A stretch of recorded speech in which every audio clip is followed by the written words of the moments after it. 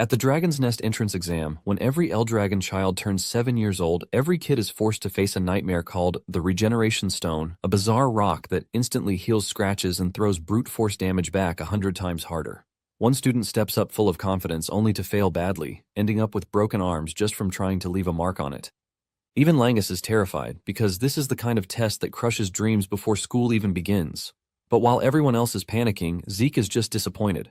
After surviving dragon blood as a baby and training alone for years, he expected something far more serious than a stupid rock. So when his turn finally comes, he shocks the entire academy by refusing to use a weapon at all. The other students laugh, thinking his fists are about to be destroyed. Instead, Zeke powers up, throws a single punch, and smashes the stone so hard that even the examiner is left speechless.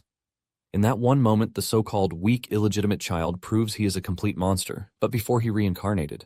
Our MC wanted to reach the peak of martial arts, but he already knew that it was a position he could never achieve, no matter how much he tried. However, he was desperate to achieve his goal, and because of this, he decided to follow a legend that was passed down through generations. Apparently, there was a golden fruit located within a sanctuary that was guarded by a dragon.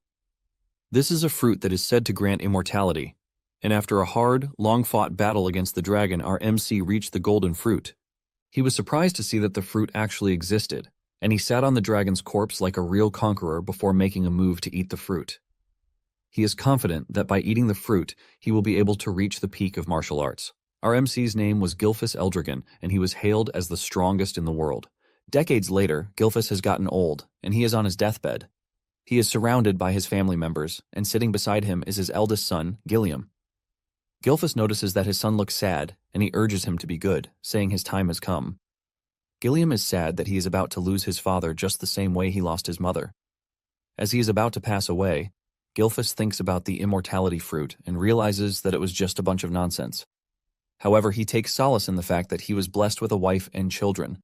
He tells his children that he lived a good life and he has no regrets. Although deep down, this was a freaking lie.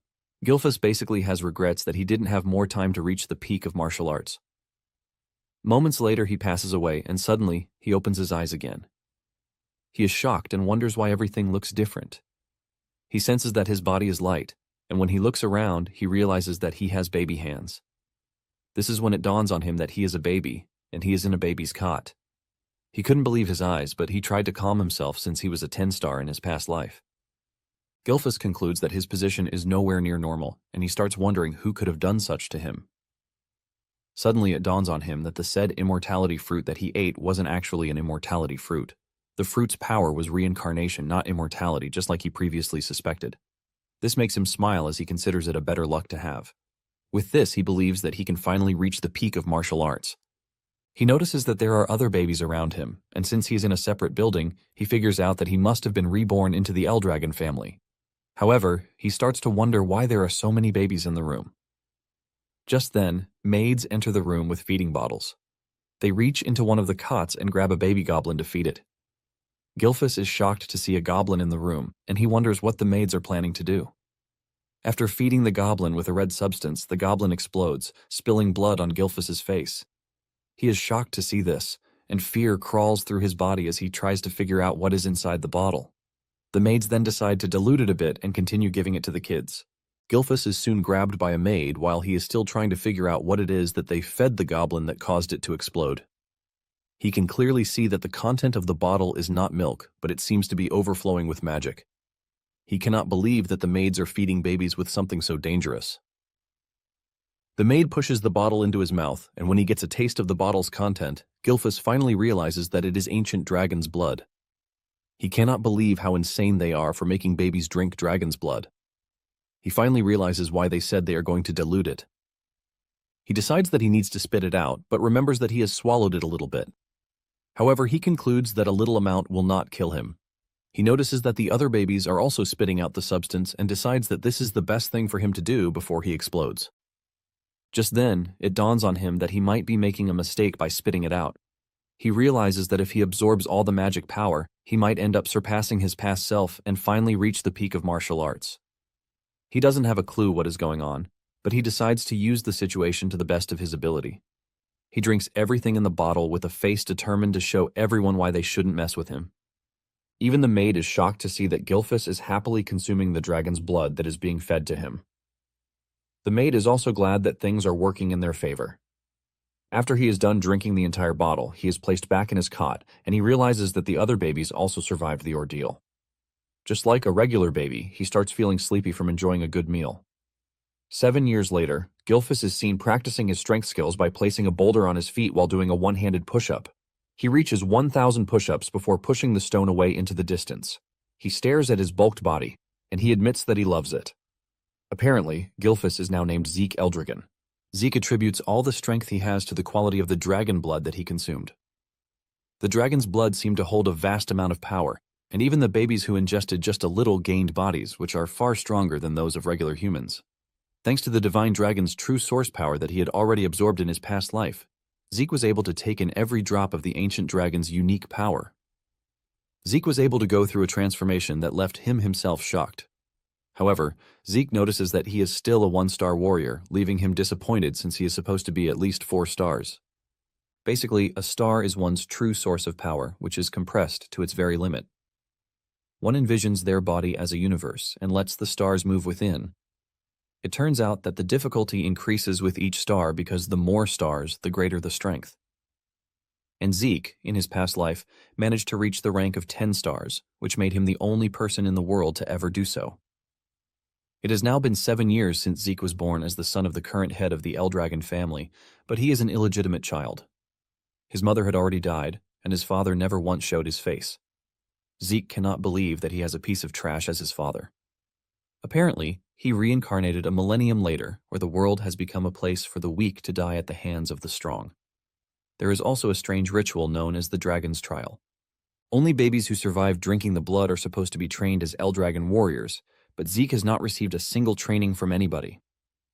He tries asking the maid some questions, but the maid simply answers that she is not at liberty to say it. Zeke vents out to the maid, reminding her that those who pass the trial are supposed to get combat training, but he is surrounded by only maids and not a single instructor in sight. The maid acts like a doll as she asks Zeke if there is anything he requires, but he says no. Actually, Zeke can handle himself since he is currently focused on building his body more than getting combat training. Zeke then asks the maid if she can give him information about the other children in the main family, but the maid gives him the same reply, which is that she is not at liberty to say. Zeke tries to twist his way around to get an answer, but the maid maintains her answer. Zeke is pissed as he wonders if this is the only thing the maid can say. Zeke then asks the maid if he is at the house to be mistreated, but the maid debunks this, saying they have been ordered to tend to his personal needs. Zeke notices that the maid is a 3-star fighter, and for combat training, she would help him. Since the maid is not being helpful, Zeke decides that it is time for him to head into the forest. He can't believe that he has been living with a maid for 3 years, and they have no real connection. Zeke expects a reply, but he gets none from the maid, who seems to now be ignoring him. Zeke gets into the forest and eats a bunch of poisonous herbs, which obviously taste awful. However, he doesn't care as he considers it a part of his training. Suddenly, he notices that there is a faint trail following him. He wonders why someone would be trailing him and would not show up to say something. He ignores whoever it might be and focuses on what is coming in front of him. Suddenly, he notices an angry boar in front of him. It dawns on him that the black mist coming from the person trailing him didn't exist in his past life, leaving him to wonder what it is exactly. Nonetheless, Zeke shows himself to the boar, and just as the name implies, it charges towards Zeke. Zeke grins when he realizes that he has the boar's attention. Zeke takes the perfect stance to easily dodge the boar, and once the boar is right in the open, Zeke lands a punch to its gut. This leaves a terrifying impact that smashes the boar's insides and one-shots it. Zeke is impressed that just a light tap from him, who is a 1-star, was able to take the boar out. Zeke then concludes that the quality of the star is what matters, not the quantity. Zeke grabs the boar and puts it on his shoulder as he heads back home. Zeke talks about how he is already tired of staying alone and he thinks of going on an adventure. However, he realizes that the sea will be the only place he can go, even if he wants to go anywhere. Meanwhile, the strange dude who was trailing Zeke is shocked that he was able to take out a boar with just a single punch without ever receiving an ounce of combat training. In addition to this, he can't believe that Zeke actually noticed that he was hiding. He basically concludes that Zeke is not a normal kid. Since his mother died very young and his father had no interest in him, he concludes that there is no way Zeke could have received a proper education. However, he isn't allowed to run away since he is the child of the family head, and because of this, he has been kept under surveillance. The strange dude realizes that things are getting very interesting at every turn. Zeke returns home and notices that there are visitors at the house. He can sense the strength of these visitors, and he wonders what it is that they want from him. He walks to the door to eavesdrop on their conversation, and from what he can sense, there is no killing intent from them. He then finally opens the door to see some men in the room, and he asks them why they have come. He notices that the men have the Eldragon emblem on their clothes. This gets him even more curious, and he wonders what the men want from him. Just then, the men tell him that they have come to take him because he needs to undergo an examination. Zeke almost loses his mind when he hears this, since no one told him about any freaking examination. Soon afterward, Zeke is taken to the main house. He never expected that he would come back after 1,000 years since he had been away from there. Zeke is dressed in a school uniform by the men who came to the house. It turns out that he was brought to the main house not for luxury, but to attend the academy known as Dragon's Nest. This was an academy that was established by the Eldragon family, and everyone born in the family aims to enroll in the academy. Apparently they all receive education when they turn 7 years old, and today was the entrance examination.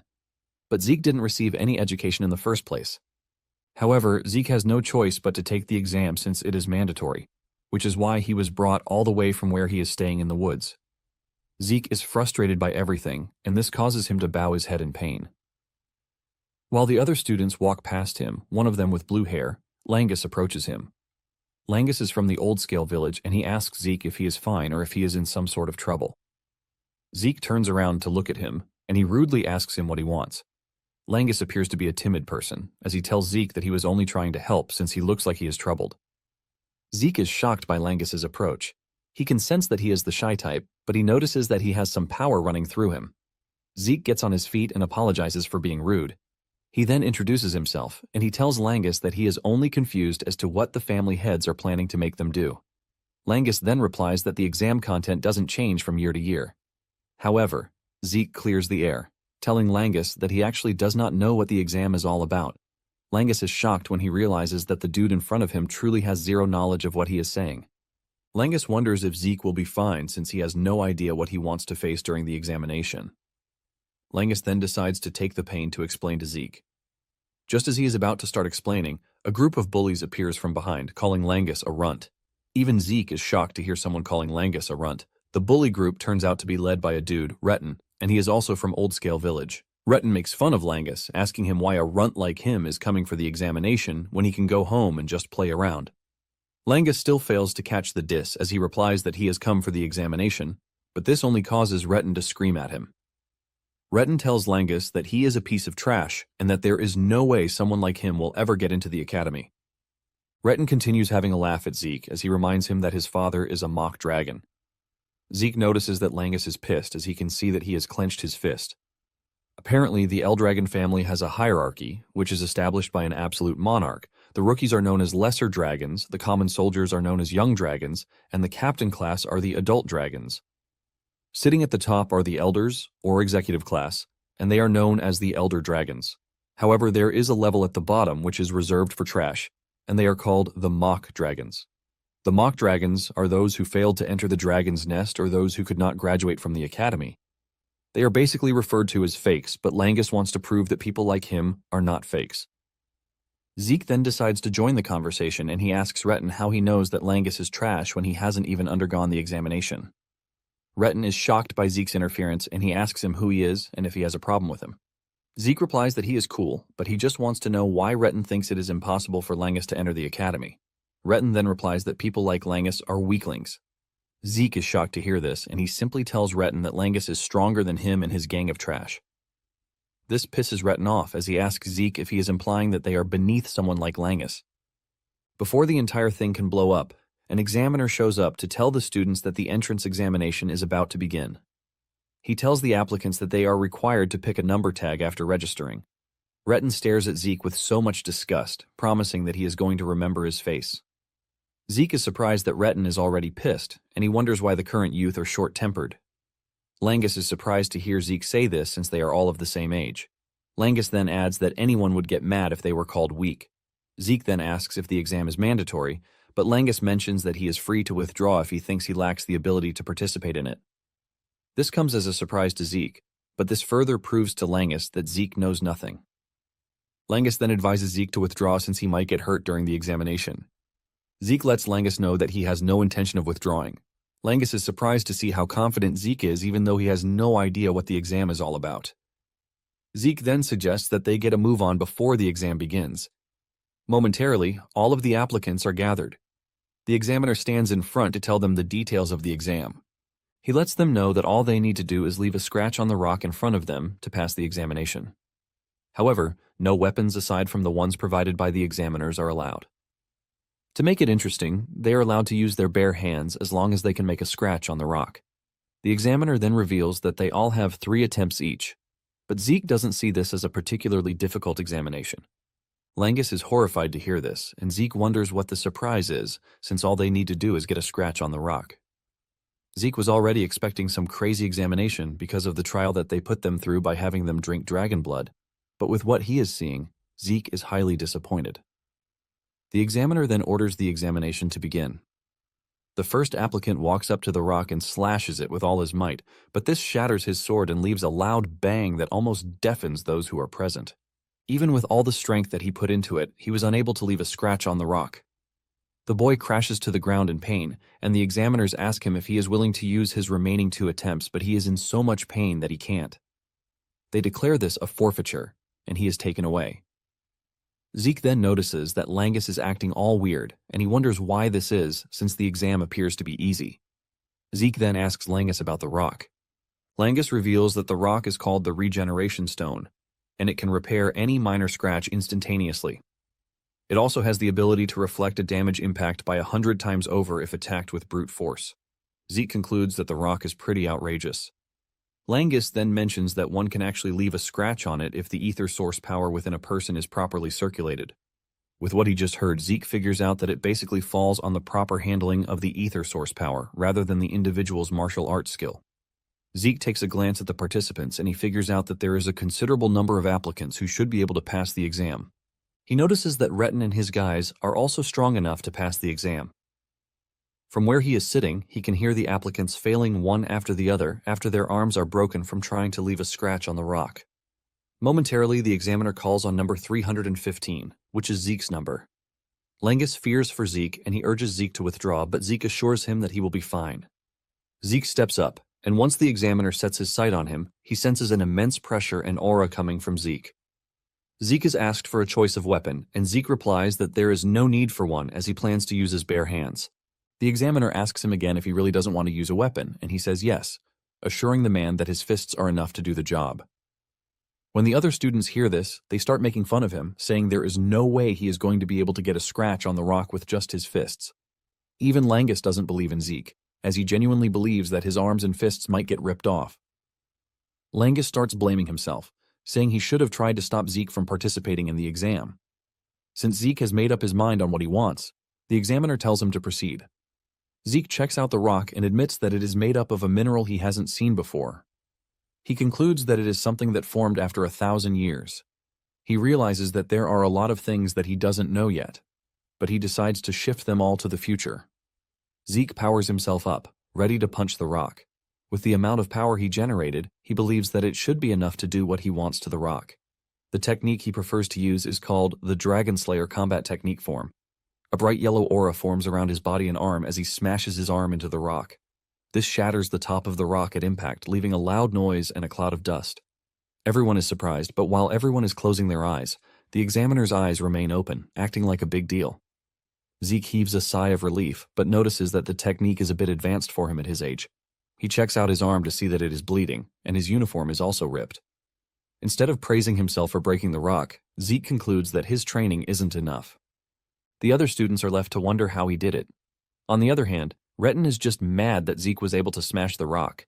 Langus is left picking his jaw from the ground since Zeke is the last person he expects to pass the exam. Even the examiner considers what he just watched an impossibility because only someone who is a 4-star rank or higher should have been able to shatter the regeneration stone. Since Zeke is an illegitimate child, the examiner wonders if he somehow inherited the powers of the house. The examiner also figures out that he has seen the move that Zeke used somewhere else. Zeke then walks up to the examiner asking him how he fared in the examination. The examiner lets him know that he has passed, and he is given a bottle with a green substance in it. Zeke asks the junior examiner about the contents of the bottle, but the dude just stares at him with hatred, telling him to move away. Zeke just assumes that the bottle is a reward for passing the test. Zeke returns to his newly found friend, and Langus praises him for how amazing he was. Zeke then asks Langus about the bottle, and he reveals that it is a healing potion. Zeke is confused when he hears this, and Langus mentions that it is a normal grade healing potion. Zeke checks it out one more time and realizes that the substance doesn't look poisonous. He starts wondering if the said healing potion might actually be an elixir. Apparently, an elixir is a potion that is made from very rare materials, and it is combined with herbs that grow only in secret realms. In addition to this, pure elixir cores from divine and phantom beasts are added. Drinking the elixir basically heals old and recent wounds instantly, while also boosting one's ether. However, refining the elixir is very difficult since its ingredients are very difficult to find. This is why it rarely appears on the market. Zeke then consumes the healing potion, and just as expected, his torn arms heal back up. Zeke is blown away and realizes that the healing potion is really an elixir. Langus then says he has no idea what an elixir is, but the Eldragon healing potions are much better than the ones obtained from stores. Langus considers this a normal thing, while Zeke is entirely blown away, since all of his injuries healed instantly. However, he notices that there is no ether surge like when he takes an elixir. Langus then tells Zeke that he is quite impressive, but Zeke doesn't believe this. Zeke checks out the bottle and realizes that it is basically what human knowledge has been able to create for over a millennium. Langus then reminds Zeke that he is pretty strong, and Zeke replies that he aims to be the strongest, so he is not surprised. Retin and his gang of bullies soon step forward to take their test, and they all pass. Zeke is not surprised by this, as he already knows that they are going to pass. Finally, applicant 414 is called, and this turns out to be Langus. As he walks down the stairs, Zeke notices that Langus is nervous, and he urges him to pull himself together, assuring him that he is going to be fine. Langus basically turns around, telling Zeke to stop raising the bar so high. When Langus reaches the test site, he picks up a sword, leaving Zeke to wonder what the dude is actually doing. Langus takes a deep breath and launches his sword strike at the rock. However, he fails to leave a scratch, and he even falls down in the process. As usual, the examiner lets him know that he has 2 more trials. Langus then gets back on his feet to try again, but the result remains the same. He falls to the ground in tears, wondering if he is about to fail just like his bullies told him he would. Just as expected, Retin and the others are already laughing at him, saying the child of the half-dragon will always be half-dragon. They urge him to give up while reminding Zeke that he earlier said that someone as weak as Langus is stronger than they. The examiner then tells Langus that he has just 1 more try. They ask him if he wants to try again, and Langus starts to stutter as he falls into a state of total darkness. Just then, Zeke's voice appears from the darkness, asking him what he is doing. Langus turns around in confusion, and Zeke suggests that he use a spear instead of a sword. Langus is still confused by this, and Zeke says he means what he said. Zeke berates Langus for using a weapon that doesn't suit him. Zeke assures him that no matter how many times he tries, he won't be able to make a dent in the rock using a sword. Retin and his friends start laughing at Zeke again, saying Langus was taught to use a sword from when he was a kid, and he never took spear lessons. At the same time, they believe that Langus will still remain his pathetic self, even if he switches weapons. Zeke then asks the examiner if they are allowed to change weapons mid-test. The examiner assures Zeke that there is no problem in doing this. Zeke smiles at Langus, telling him that he is free to go ahead and use a spear. Zeke stands as a proper motivational speaker, asking Langus if he is ready to leave like a loser, but Langus says no. Langus then gets back on his feet as he tells Zeke that he will take his suggestion and try using a spear. Apparently, Langus's father wasn't allowed to enter the dragon's nest, and he was always at the receiving end of mockery. Even with all of these, he never gave up, and he still made sure to raise his son well. Because of everything his father did for him, Langus is willing to prove that he is not fake. He remembers Zeke saying he will always meet the same result no matter how many times he uses a sword.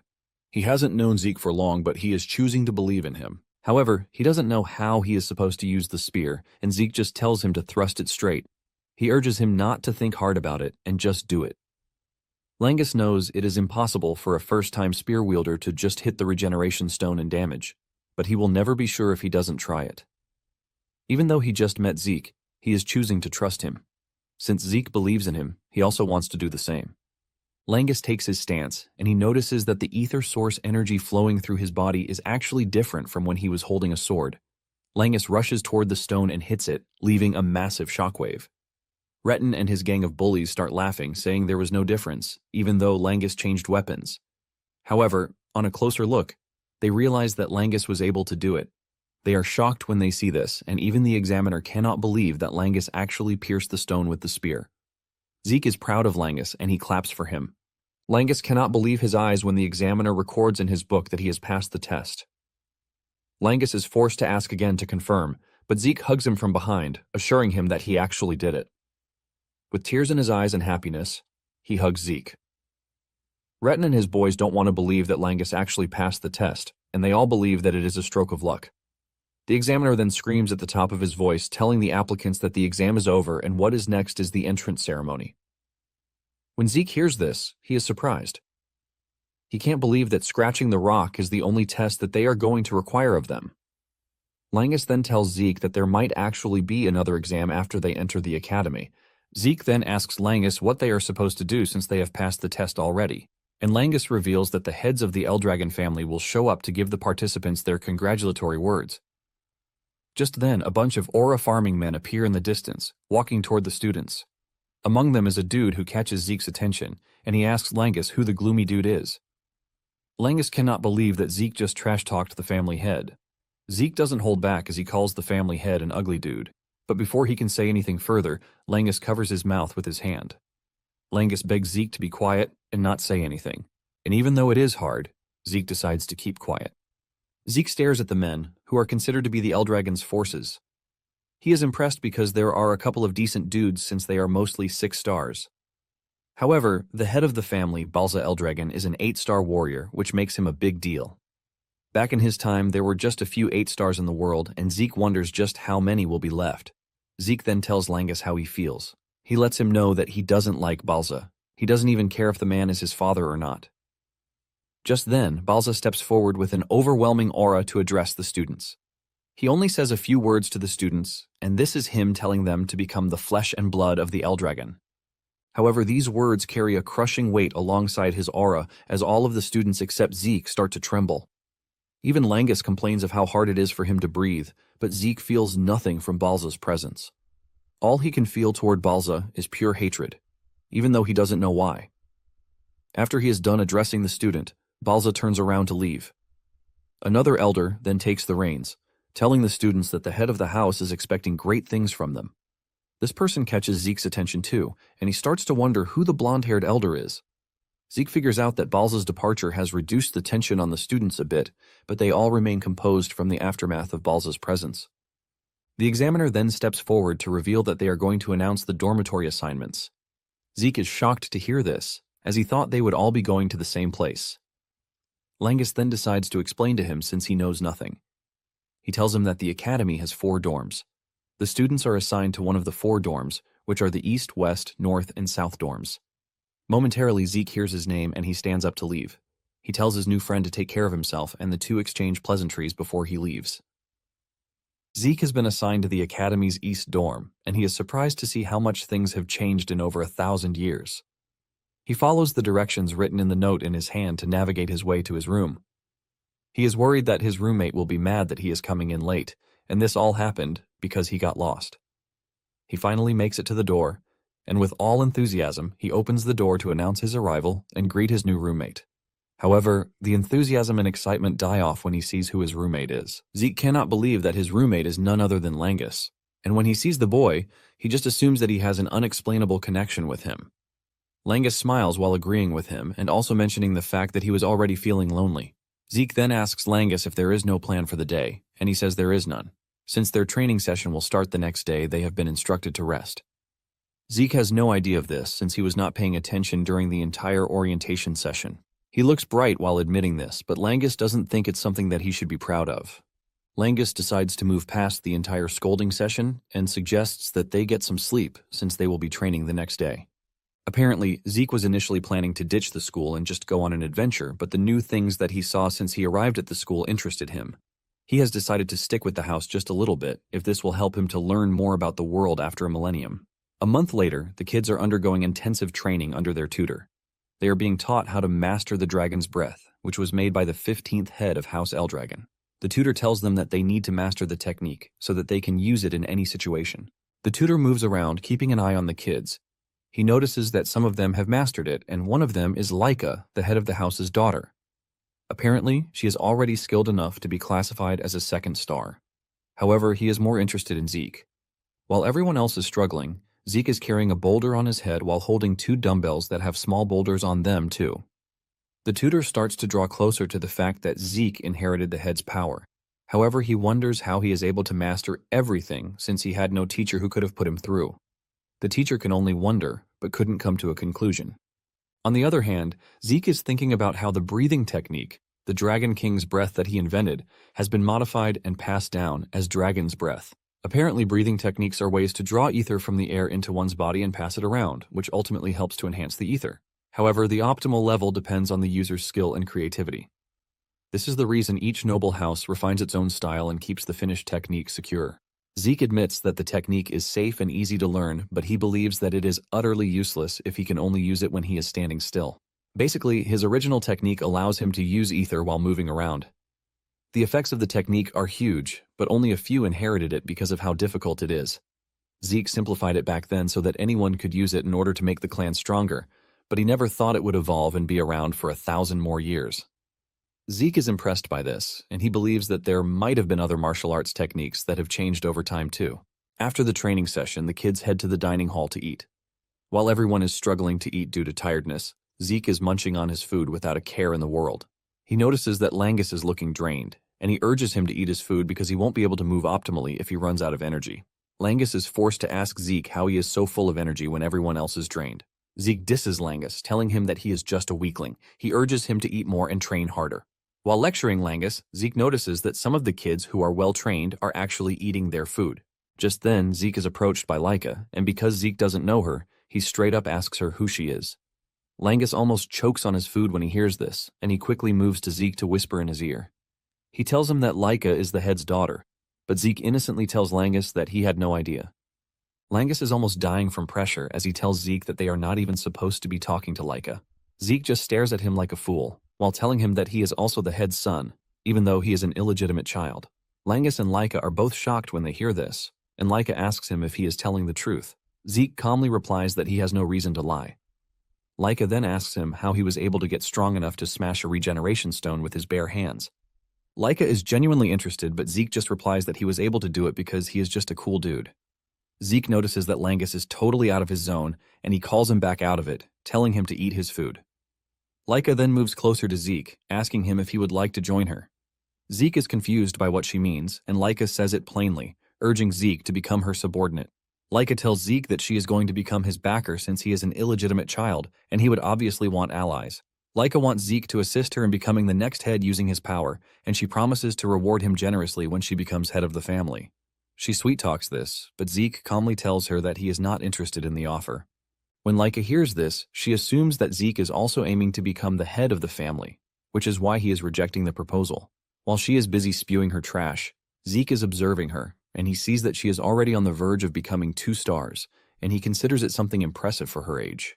Zeke finally opens his mouth to tell the girl that she is free to do whatever she likes because he is not interested in anything that concerns the family. Laika is shocked to hear this, and she gets more persistent as she asks Zeke what he really wants. Zeke is pissed off, and he angrily stabs the table with his table knife while unleashing a scary amount of pressure from his body to tell Laika that he has no interest in serving anyone. Zeke says he wants to be alone because he is obviously the strongest. Laika can feel the pressure from Zeke, leaving her utterly shocked. She cannot believe that Zeke's aura is actually scaring her. Zeke continues munching on his food while Langus tries to calm the situation. Laika then loses it, and she challenges Zeke to a duel. Zeke is surprised by this, but he is not one to shy away from a challenge. In no time, the news about the duel spread among the students that Laika is having a duel at the training grounds. The students rush over to watch the duel, and while Langus is freaking out, Zeke is acting very casual. Langus tries to remind Zeke that he is about to fight Laika, but Zeke simply replies that he has no idea who she is. Zeke then notices that Langus is also acting formally, and he asks him why this is. "Well, genius, this is because you are the head's son," Langus says. Zeke then asks Langus what it is that he wants from him. Zeke tries to explain the situation to him. He says Laika is Balza's daughter, and she also has Typhona blood, which is basically one of the 4 great houses backing Eldragon. Langus says Laika is a genius because she was able to master every form of swordsmanship that comes from House Typhona. Zeke just stands there casually while telling Langus that the only thing he is aware of is the fact that she is Balza's daughter. Zeke starts laughing, saying that not knowing actually adds more juice to the entire thing. He considers it an exciting turn of events, while Langus scolds him that there is no way he is going to win against Laika. Langus asks him why he accepted the challenge in the first place, and Zeke says it is obvious that he is expected to accept if he is challenged to a duel. In addition to this, Zeke stares at Laika, and he concludes that she looks readier for the duel. Laika then screams at Zeke to stop chattering while staring at him with her sword pushed into the ground like a proper warrior, and asks Zeke if he is ready to be taught some really good manners. Since the two are ready to fight, Langus leaves the arena for them. Langus urges Zeke to be careful as he runs away. Now that they are alone, Zeke asks Laika why she is so hell-bent on fighting him. Laika replies that she is aiming to be the next head of the house, and to claim the said seat, she wants to defeat Zeke and make him serve her. Zeke is shocked when he hears this, and he starts wondering what it is everything has to do with him. Laika is surprised that Zeke is acting all nonchalant, and she asks him if he doesn't know the truth about his family because he is an illegitimate child. Zeke is about to tell Laika that he knows when she cuts him off. Laika explains that, including Zeke, there are 5 heirs competing to be the next head. Zeke is the only one who doesn't carry blood from one of the 4 great houses of Eldragon. The key point is that whichever house produces the head, which means they are all striving to be the best in the academy. And to stand against her brothers, Laika says she needs more allies. The whole explanation leaves Zeke totally confused, but he manages to grasp the point of it. Laika lets him know that she is fighting to secure her place, and without wasting any more time, she lunges toward Zeke. She is determined to defeat Zeke, and with her sword she tries to land a hit on Zeke, but he subtly steps back. Zeke dodges the strike, but the sword strike leaves the ground shattered. Laika is not ready to give up as she stands up again to attack Zeke. She swings her sword frantically and with great power, leaving the spectators totally amazed. They commend Laika for being so great with the sword, even if it is just a training sword. As if she can hear the spectators cheering for her, she increases the intensity of attacking Zeke. However, Zeke simply leaps around the arena, dodging her every strike. The spectators, on the other hand, are blown away by how powerful Laika is, since she is the child of the family head. They are confident that Laika will finish the match in time. Unknown to them, Laika is already getting frustrated because all Zeke does is jump around to dodge her strikes. Zeke puts little to no effort into dodging Laika's attacks, forcing her to question her inability to land a hit. Zeke commends Laika for actually being fast, and the kind of technique she is using also appears to be great. Zeke even adds that she is performing better than regular 1-star warriors. Laika gets mad and screams at Zeke, telling him to fight instead of just talking. Since this is what Laika wants, Zeke decides to give her a taste of his strength. Zeke easily dodges her strike before punching her in the chest. The punch sends a destructive wave through her body, causing her to cough up blood. Laika falls to her knees in pain, leaving the other students shocked. In pain, Laika looks up and asks Zeke why she can't land a hit on him when she is supposed to be much better than him. Zeke admits that she is faster than most 1-stars that he has met, but he lets her know that she is still nothing but a 1-star warrior. Laika then argues, reminding Zeke that he is also 1-star. Zeke explains that he can easily read her movements thanks to the way she breathes, the twitch of her muscles, and even the shift of her eyes. In addition to this, he has way more experience than her. Zeke explains this in such an arrogant way that it forces Laika to get back on her feet. She dashes towards Zeke again with her sword in hand, ready to tear his head off, but even with the surprise attack, Zeke still dodges by acrobatically leaping backwards. This leaves Laika clearly open to Zeke's attack, and Zeke punishes her by punching her straight into the far wall. She hits the wall and leaves a huge cloud of dust covering the area. The spectators are left shocked when they see this, as they wonder if Laika actually lost. Langus is excited when he sees this, and he rushes back into the arena, telling Zeke how incredible he is. However, Zeke tells Langus that the fight is not yet over. Zeke is impressed that Laika is actually able to withstand his blow. When the dust clears, Laika is seen struggling to get off her knees with a battered body, but she is not ready to give up. Langus tries telling her to stop because she might end up worse. Zeke then tells Langus to step back because things are about to get more serious, and if he gets injured, he is not going to be responsible for it. Zeke had suspected it, and now he confirms that Laika has reached 2 stars. Laika gets on her feet, and a blaring aura swirls around her. The spectators immediately figure out that Laika has reached 2 stars. The 2-star realm is one where the wielder can project true source power outside the body for martial arts. The projection is basically what is known as aura. Laika appears stronger, and she thanks Zeke for pushing her to be able to reach 2 stars. Enraged, she dashes towards Zeke, ready to strike him down. Her sword follows a golden trail of aura, and Zeke admits that she has gotten stronger and faster. Zeke continues to toy with her until he misjudges her strength, and he ends up getting cut on the face. Laika notices that he is left in awe, and she uses that to boast about the strength of a 2-star. She assures Zeke that he's about to face the true Thunder Spirit Greatsword arts. Zeke, on the other hand, is excited because he will finally get to witness something he hasn't seen in the past. He is absolutely hyped to see what Laika has in store for him. Laika then activates her Thunder Light Flash technique that hits Zeke before he could even move, leaving him totally shocked and with questions of how Laika is able to wield lightning. Zeke admits that Laika is quite insane, but Laika doesn't see any form of regret coming from him because he is smiling.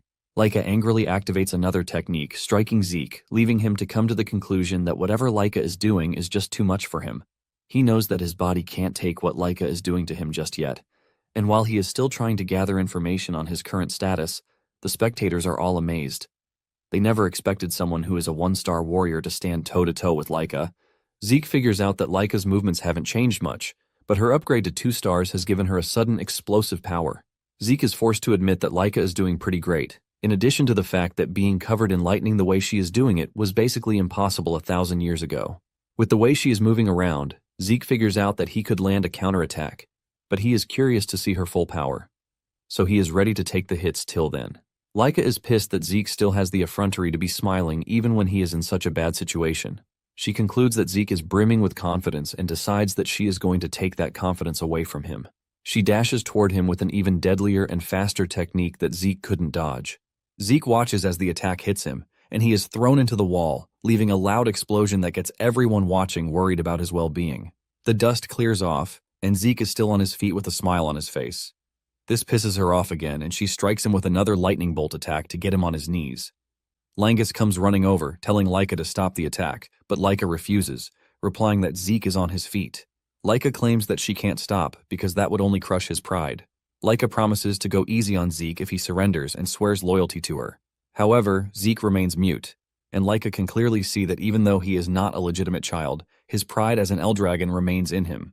Since he is acting all pompous, Laika decides that she is going to use everything she has to finish off the fight. She activates the Thunder Spirit Greatsword arts, the Heavenly Thunder, and she strikes him with it. Zeke cannot move from where he is, and he is dealt the entire force of the strike.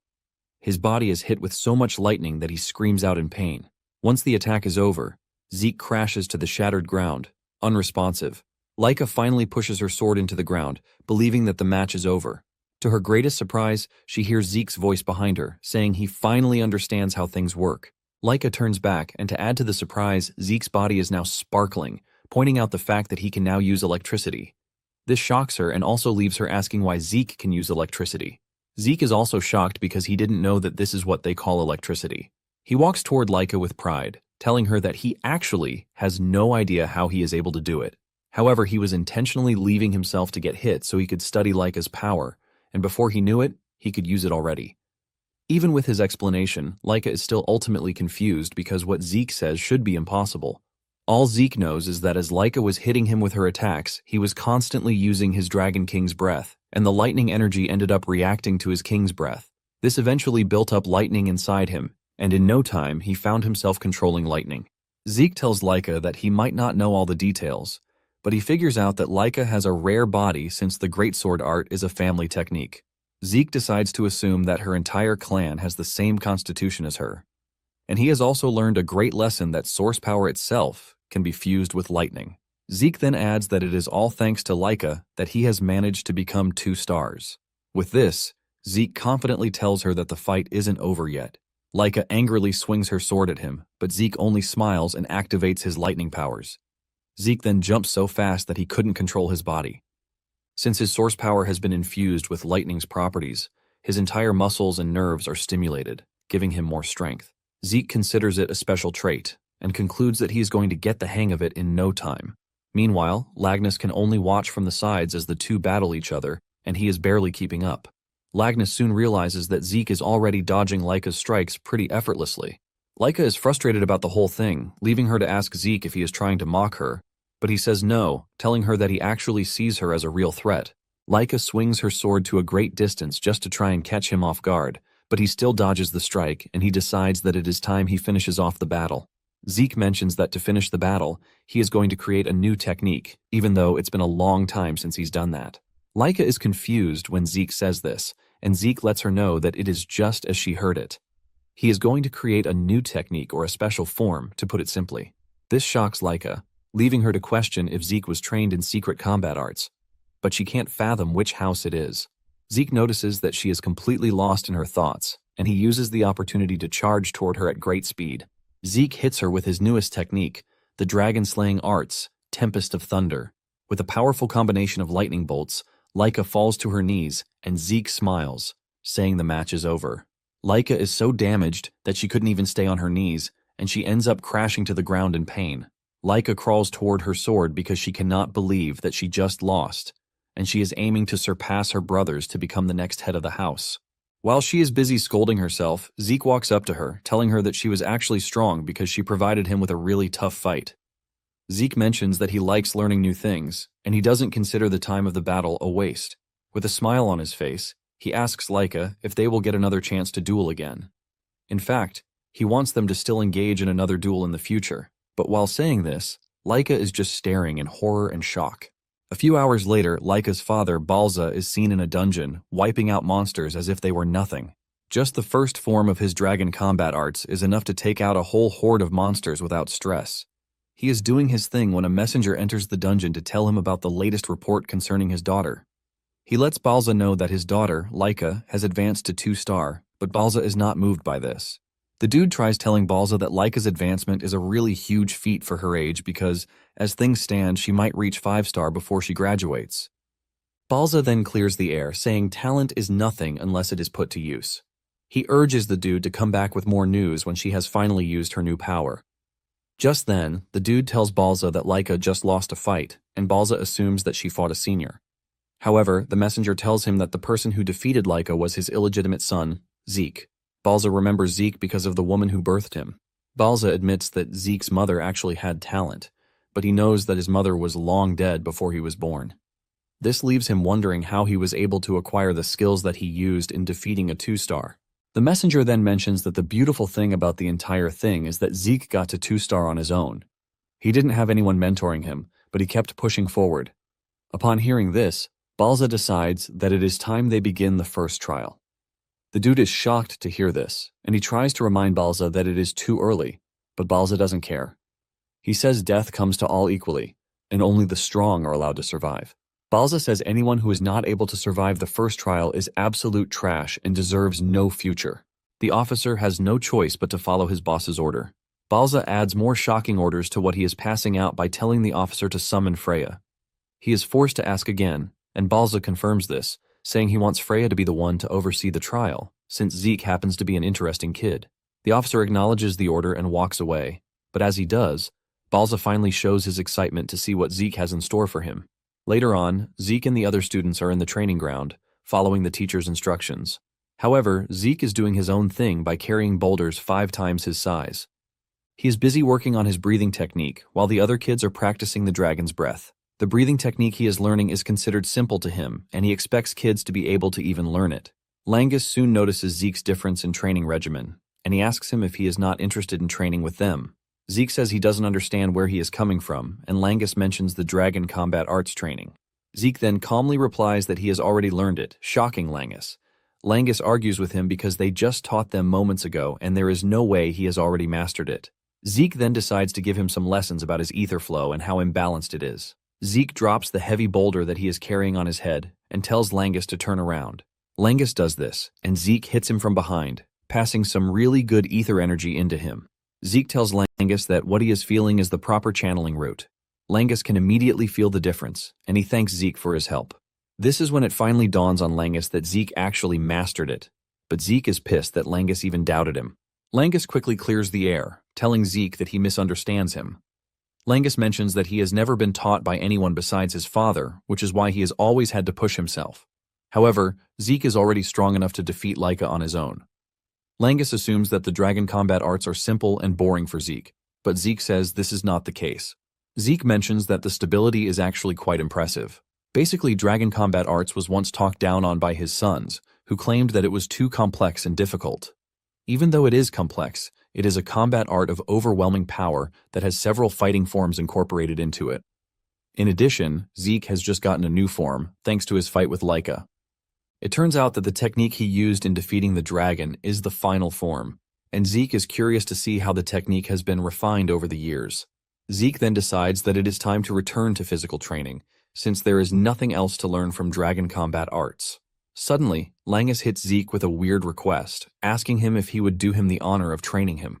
Langus talks about his desire to get really strong, even though it is quite tough. Surprisingly, Zeke tells him that he is up for it because he sees Langus as someone who is teachable. Langus is still celebrating his win when a familiar voice appears from behind, asking Zeke to train her too. The voice is none other than Laika, and even though she is shy about it, she cannot help but admit the fact that Zeke is impressive enough to have defeated her. Laika talks about just how good Zeke is, and she admits that her pride was shattered during their match. Zeke is shocked by the sudden request, and Laika adds that she also wants to get stronger so she can surpass her brothers and even Zeke himself.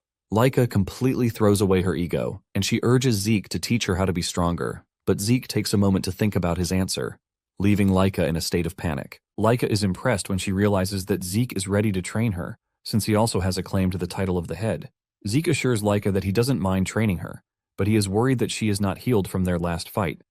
Laika then reveals that she used a healing potion, which is why she is fine. Zeke is blown away by the ridiculous things that the potion can do. Langus then says Laika is also impressive, aside from the fact that she used a healing potion. Zeke agrees, saying they now live in an era where everything is possible.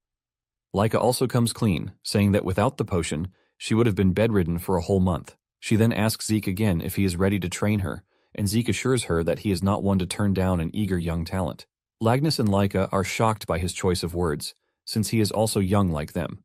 Zeke nervously moves past the matter to avoid further questioning from the two. Zeke then asks Laika if she is sure about receiving training from him because he is the one who beat her up in the first place. Laika replies that she doesn't mind because she is not in a position to care about status or pride.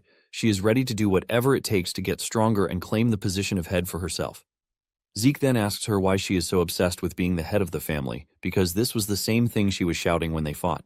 Laika then confesses that failure to become the head of the family means the only path for her is marriage. And talking about marriage, it is going to be a political one, which is pretty obvious. She is going to end up marrying one of her cousins, or a dude that she has never even met in her life. Zeke is shocked to hear this, and Laika explains that the Eldragon bloodline is valuable, especially for the four great houses. She says the true source of their power is pretty unique, which is why they are going to use the ladies in whichever way they please. Zeke bursts out in rage when he hears this because he never believed that the family would treat a human being like breeding stock. Zeke swears that he will be the one to put an end to the trash culture and tradition. Suddenly, the instructor calls the students' attention to the fact that there is a new instructor in town. He tells them that the said instructor came even though she was very busy. The redhead lady appears out of nowhere and tries to grab Laika by the ear, but her reflexes kick in and she moves backward before she can touch her. The lady commends Laika's reflexes, saying they are pretty sharp. Langus, on the other hand, is trembling from fear, and he grabs Zeke because he couldn't even sense her. The instructors finally introduce the mysterious lady standing in front of them as Freya. Freya is a member of the Black Dragon Corps, and she smiles, saying it is nice to meet the students. Freya notices that Zeke is not surprised, and she mentions this. Zeke shatters her ego, telling her that there is nothing to be surprised about. However, Zeke smiles, telling Freya that she has an intriguing skill. Freya finally understands why the head of the family has been concerned. On the other hand, Zeke is more interested in Freya's martial arts than her annoying concealment skill. Zeke notices the flow of power in her legs and realizes that he has not seen anything like it before. Zeke is already eager to get it on with Freya because she appears to be really interesting. Freya then joins the other instructors to tell the students to be at their best behavior. The head instructor also mentions that Freya is a 6-star dragon, and he urges the students to pay attention. The other students are shaking and trembling from Freya's amazing power, unlike Zeke, who doesn't really care. The students ask Freya if she's going to teach them her skills, and she says yes, but tells them that they are going to have to pass her test first. The students panic when they learn that there is a test involved, but Freya assures them that it is an easy one. She brings out a crystal orb, and she tells them that they have to take the orb and then spend a whole month on Poison Dragon Mountain.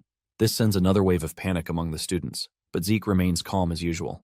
He realizes that it's been a long time since he heard the name. The Poison Dragon Mountain is a place that is home to countless venomous beasts.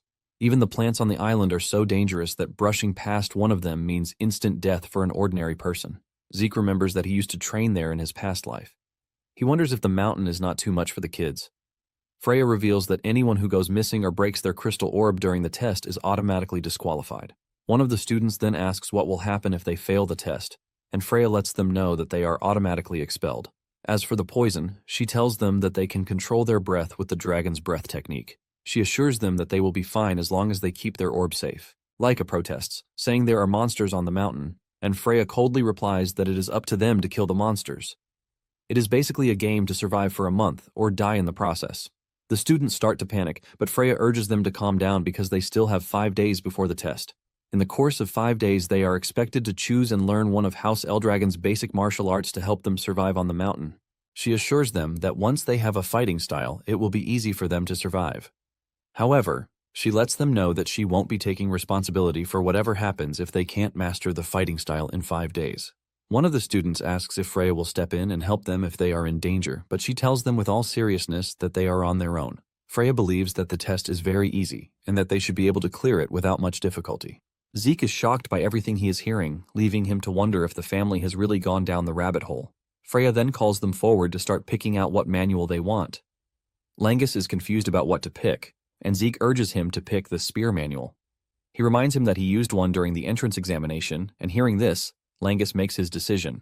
Zeke also notices that Laika is confused about what to pick, and he tells her to pick the axe manual. Laika is shocked, and she asks Zeke why she should pick the axe manual. Zeke strolls away, telling Laika that it is going to cover what she is currently lacking.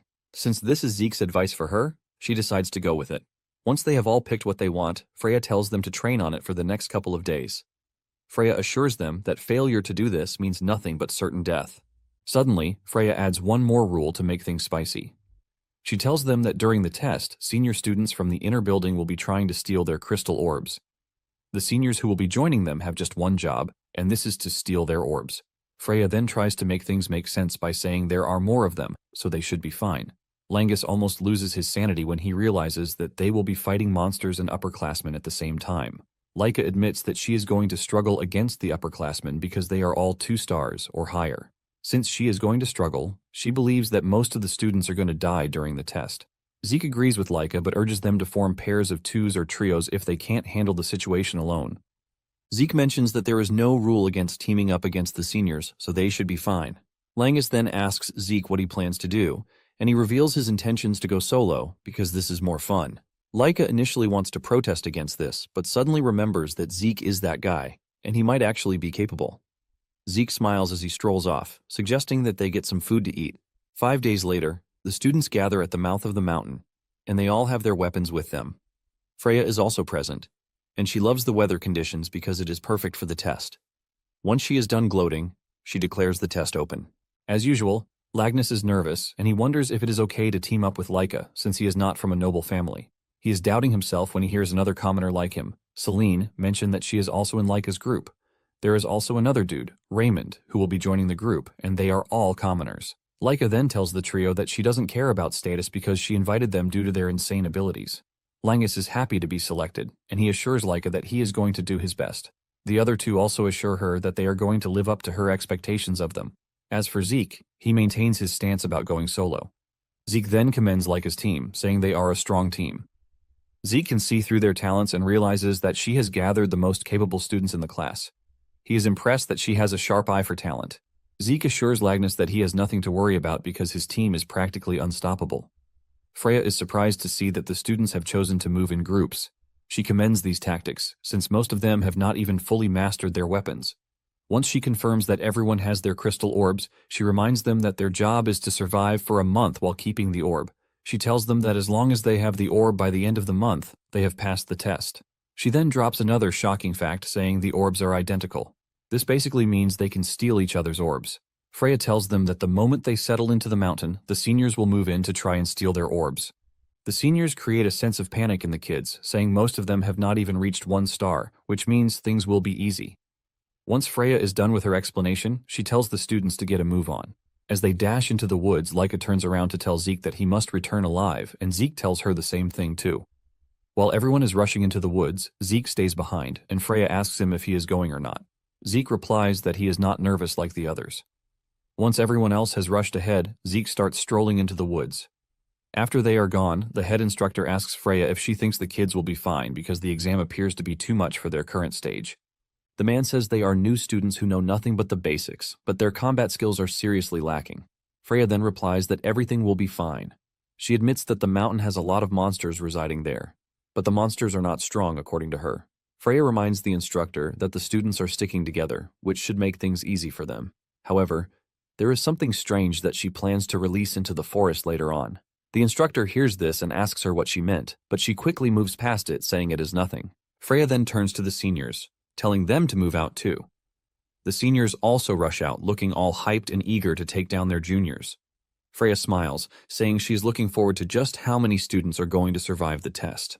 Moments later, the senior finds Zeke standing alone in the forest, and they assume that he is easy prey. The seniors immediately converge on him, and one of them fires an arrow at him, but he easily catches it. Zeke laughs out loud like a maniac, telling the seniors that he has been waiting for them. Fear crawls through their bodies when they hear this because it is the last thing they expect to hear from him. They are still trying to process what is happening in front of them when Zeke dashes toward them with a big smile on his face, looking like a terrifying character straight out of a horror movie. A week later, Laika and team are battling it out against tree frogs. With their precise coordination, they are able to take down a ton of frogs, and Laika commends her team, telling them that they are doing really great. The team, on the other hand, is blown away by Laika's ruthlessness, as she has been able to take down multiple frogs. Laika tells them not to be surprised because she is obviously 2 stars already, and a bunch of tree frogs are nothing to her. In addition, she is impressed that they have all gotten stronger since the test started a week ago. Celine and Raymond have both become 1 star in the time frame of this. The two are happy, but they heap praise on Laika, saying it is all thanks to her. Langus, on the other hand, has no star yet, and he appears dejected. His team member notices this and lets him know that he is not left out of those who have gotten stronger. They tell him that he has no reason to rush, and Langus takes their encouragement with a bit of a smile. Laika lets him know that being able to take down the frogs without a star is an incredible feat on its own. In addition, Laika adds that Langus trained with Zeke before the test, and this has made his spear work absolutely flawless. Laika tells him that it is just a matter of time before he reaches 1 star. Since it's already getting dark, Laika suggests that they return to base. After all, it is dangerous for them to be moving around in the dark. Upon arriving at base, they are met with a surprise. An upperclassman is already waiting for them, and the moment they spot him, they all go into defensive positions. Laika asks him if he is there to steal their crystal orb, and he tells them that this is the only reason he is there. Laika realizes that they have finally encountered an upperclassman, and he is a 2 star. Laika suggests that he turn around and leave, since he won't be able to beat all of them by himself, but lets Laika know that she is wrong with her assumption. 3 other upperclassmen, who are 1 stars, appear from behind, surrounding the team. The dude makes fun of Laika, telling her that she might be strong, but at the same time, she can't take them down, while protecting the deadbeats who call themselves her teammates. The dude tells Laika to give up, but Laika refuses, and the two charge at each other. Laika tells the others to stay safe until she finishes up with the 2-star dude. A fierce battle ensues between the rest of the team and the upperclassmen. The upperclassmen urge the team to quietly surrender their crystals, but none of them is ready to do this. Langus finds himself facing off with one of the toughest 1-stars there, and he starts contemplating what to do. His mind flashes back to the conversation he had with Zeke. He asked Zeke what to do when facing off against a powerful opponent. Zeke crushes his hope and tells him to just give up. This shocks Langus, and Zeke points out that it is the most natural thing to do, since he has absolutely no chance of defeating a 3-star or even a 4-star by himself. However, he lets him know that he might have a bit of a chance if he is going up against a 1-star enemy. Since they are all focused on the test, Zeke tells Langus that the strongest monsters on the mountain are 2 stars. In addition to this, the upperclassmen they will be fighting are 2 stars at most. With this, Zeke tells Langus that he has a bit of a chance. Zeke tells Langus that the tactic is nothing too complicated. Zeke says all he needs to wait for is an opening, and this confuses Langus. Zeke says he has a chance to flip the battle in his favor against a 1-star. Langus asks him how he is supposed to find an opening, and Zeke says all he has to do is keep enduring. Zeke explains that his only choice is to endure until the opponent finally leaves an opening. Langus is horrified by this, and Zeke reminds him that he is going up against a stronger opponent, which means he has no chance of creating an opening by himself. Zeke says he has to endure even if he is dying because failure to do this means he has absolutely no chance. Zeke assures him that with his current level, he should be able to endure against someone as strong as Laika. Langus is skeptical about the whole thing, and Zeke tells him that he has to have faith in himself to make it work. In addition to this, Zeke tells him not to overthink it. Zeke says he doesn't need to overthink about finding an opening because his opponent will leave one at the right time. With this, he is going to get the chance to take him down with his spear. Now that Langus is facing off against a stronger opponent, Zeke's words echo in his head, and he admits that he is weaker, but he has to endure and wait for an opening. After minutes of trying to get through and failing each time, Langus's opponent gets frustrated and leaps into the air, aiming to strike him down from above. However, this provides the opening that Langus has been waiting for, and he drives his spear straight into the dude to knock him out. This shocks the dude, who can't believe his eyes, and at the same time, Langus jumps into the bandwagon of one-star warriors. At the same time, Laika is dealing severe punishment to her opponent even though he is a 2-star too. Laika is able to do this, thanks to the sword techniques that Zeke advised her to learn. Laika overpowers her opponent and strikes him down for coming after her and her team. After taking care of the dude, Laika runs back to her team only to find out that they have won their individual battles too. The team celebrates, and they also congratulate Langus for reaching his first star. He appreciates the gesture and admits that he is very happy. Laika is confident that they now have a better chance at handling tougher opponents now that everyone on the team has a star. After the battle, Laika reveals her curiosity about how Zeke is coping. Unknown to them, Zeke is beating the upperclassmen up like they are a Cherokee drum, and those who can escape from him basically categorize him as a terrifying monster. As they run away from Zeke, he wonders why there is no one with the courage to stand against him. But the seniors just can't believe that a first year is hunting them down when they are supposed to be the hunters. One of them soon trips and falls, giving Zeke an easy chance to catch up to him, and with an overwhelming pressure in his voice, he tells the dude to stand up and fight. The pressure from Zeke's voice is so overwhelming and scary at the same time that it causes the dude to faint. Zeke mocks them for being so scared when they were boasting at the start of the whole thing. Zeke also notices that he is being watched by an instructor in the distance, and he urges the dude to come closer and watch him, since his only job is to observe. However, the dude remains behind cover, and since he is not ready to interfere, Zeke decides that he is going to continue having fun with the seniors. The instructor is left stunned by what he just witnessed because Zeke is not just chasing upperclassmen, but he even noticed his presence.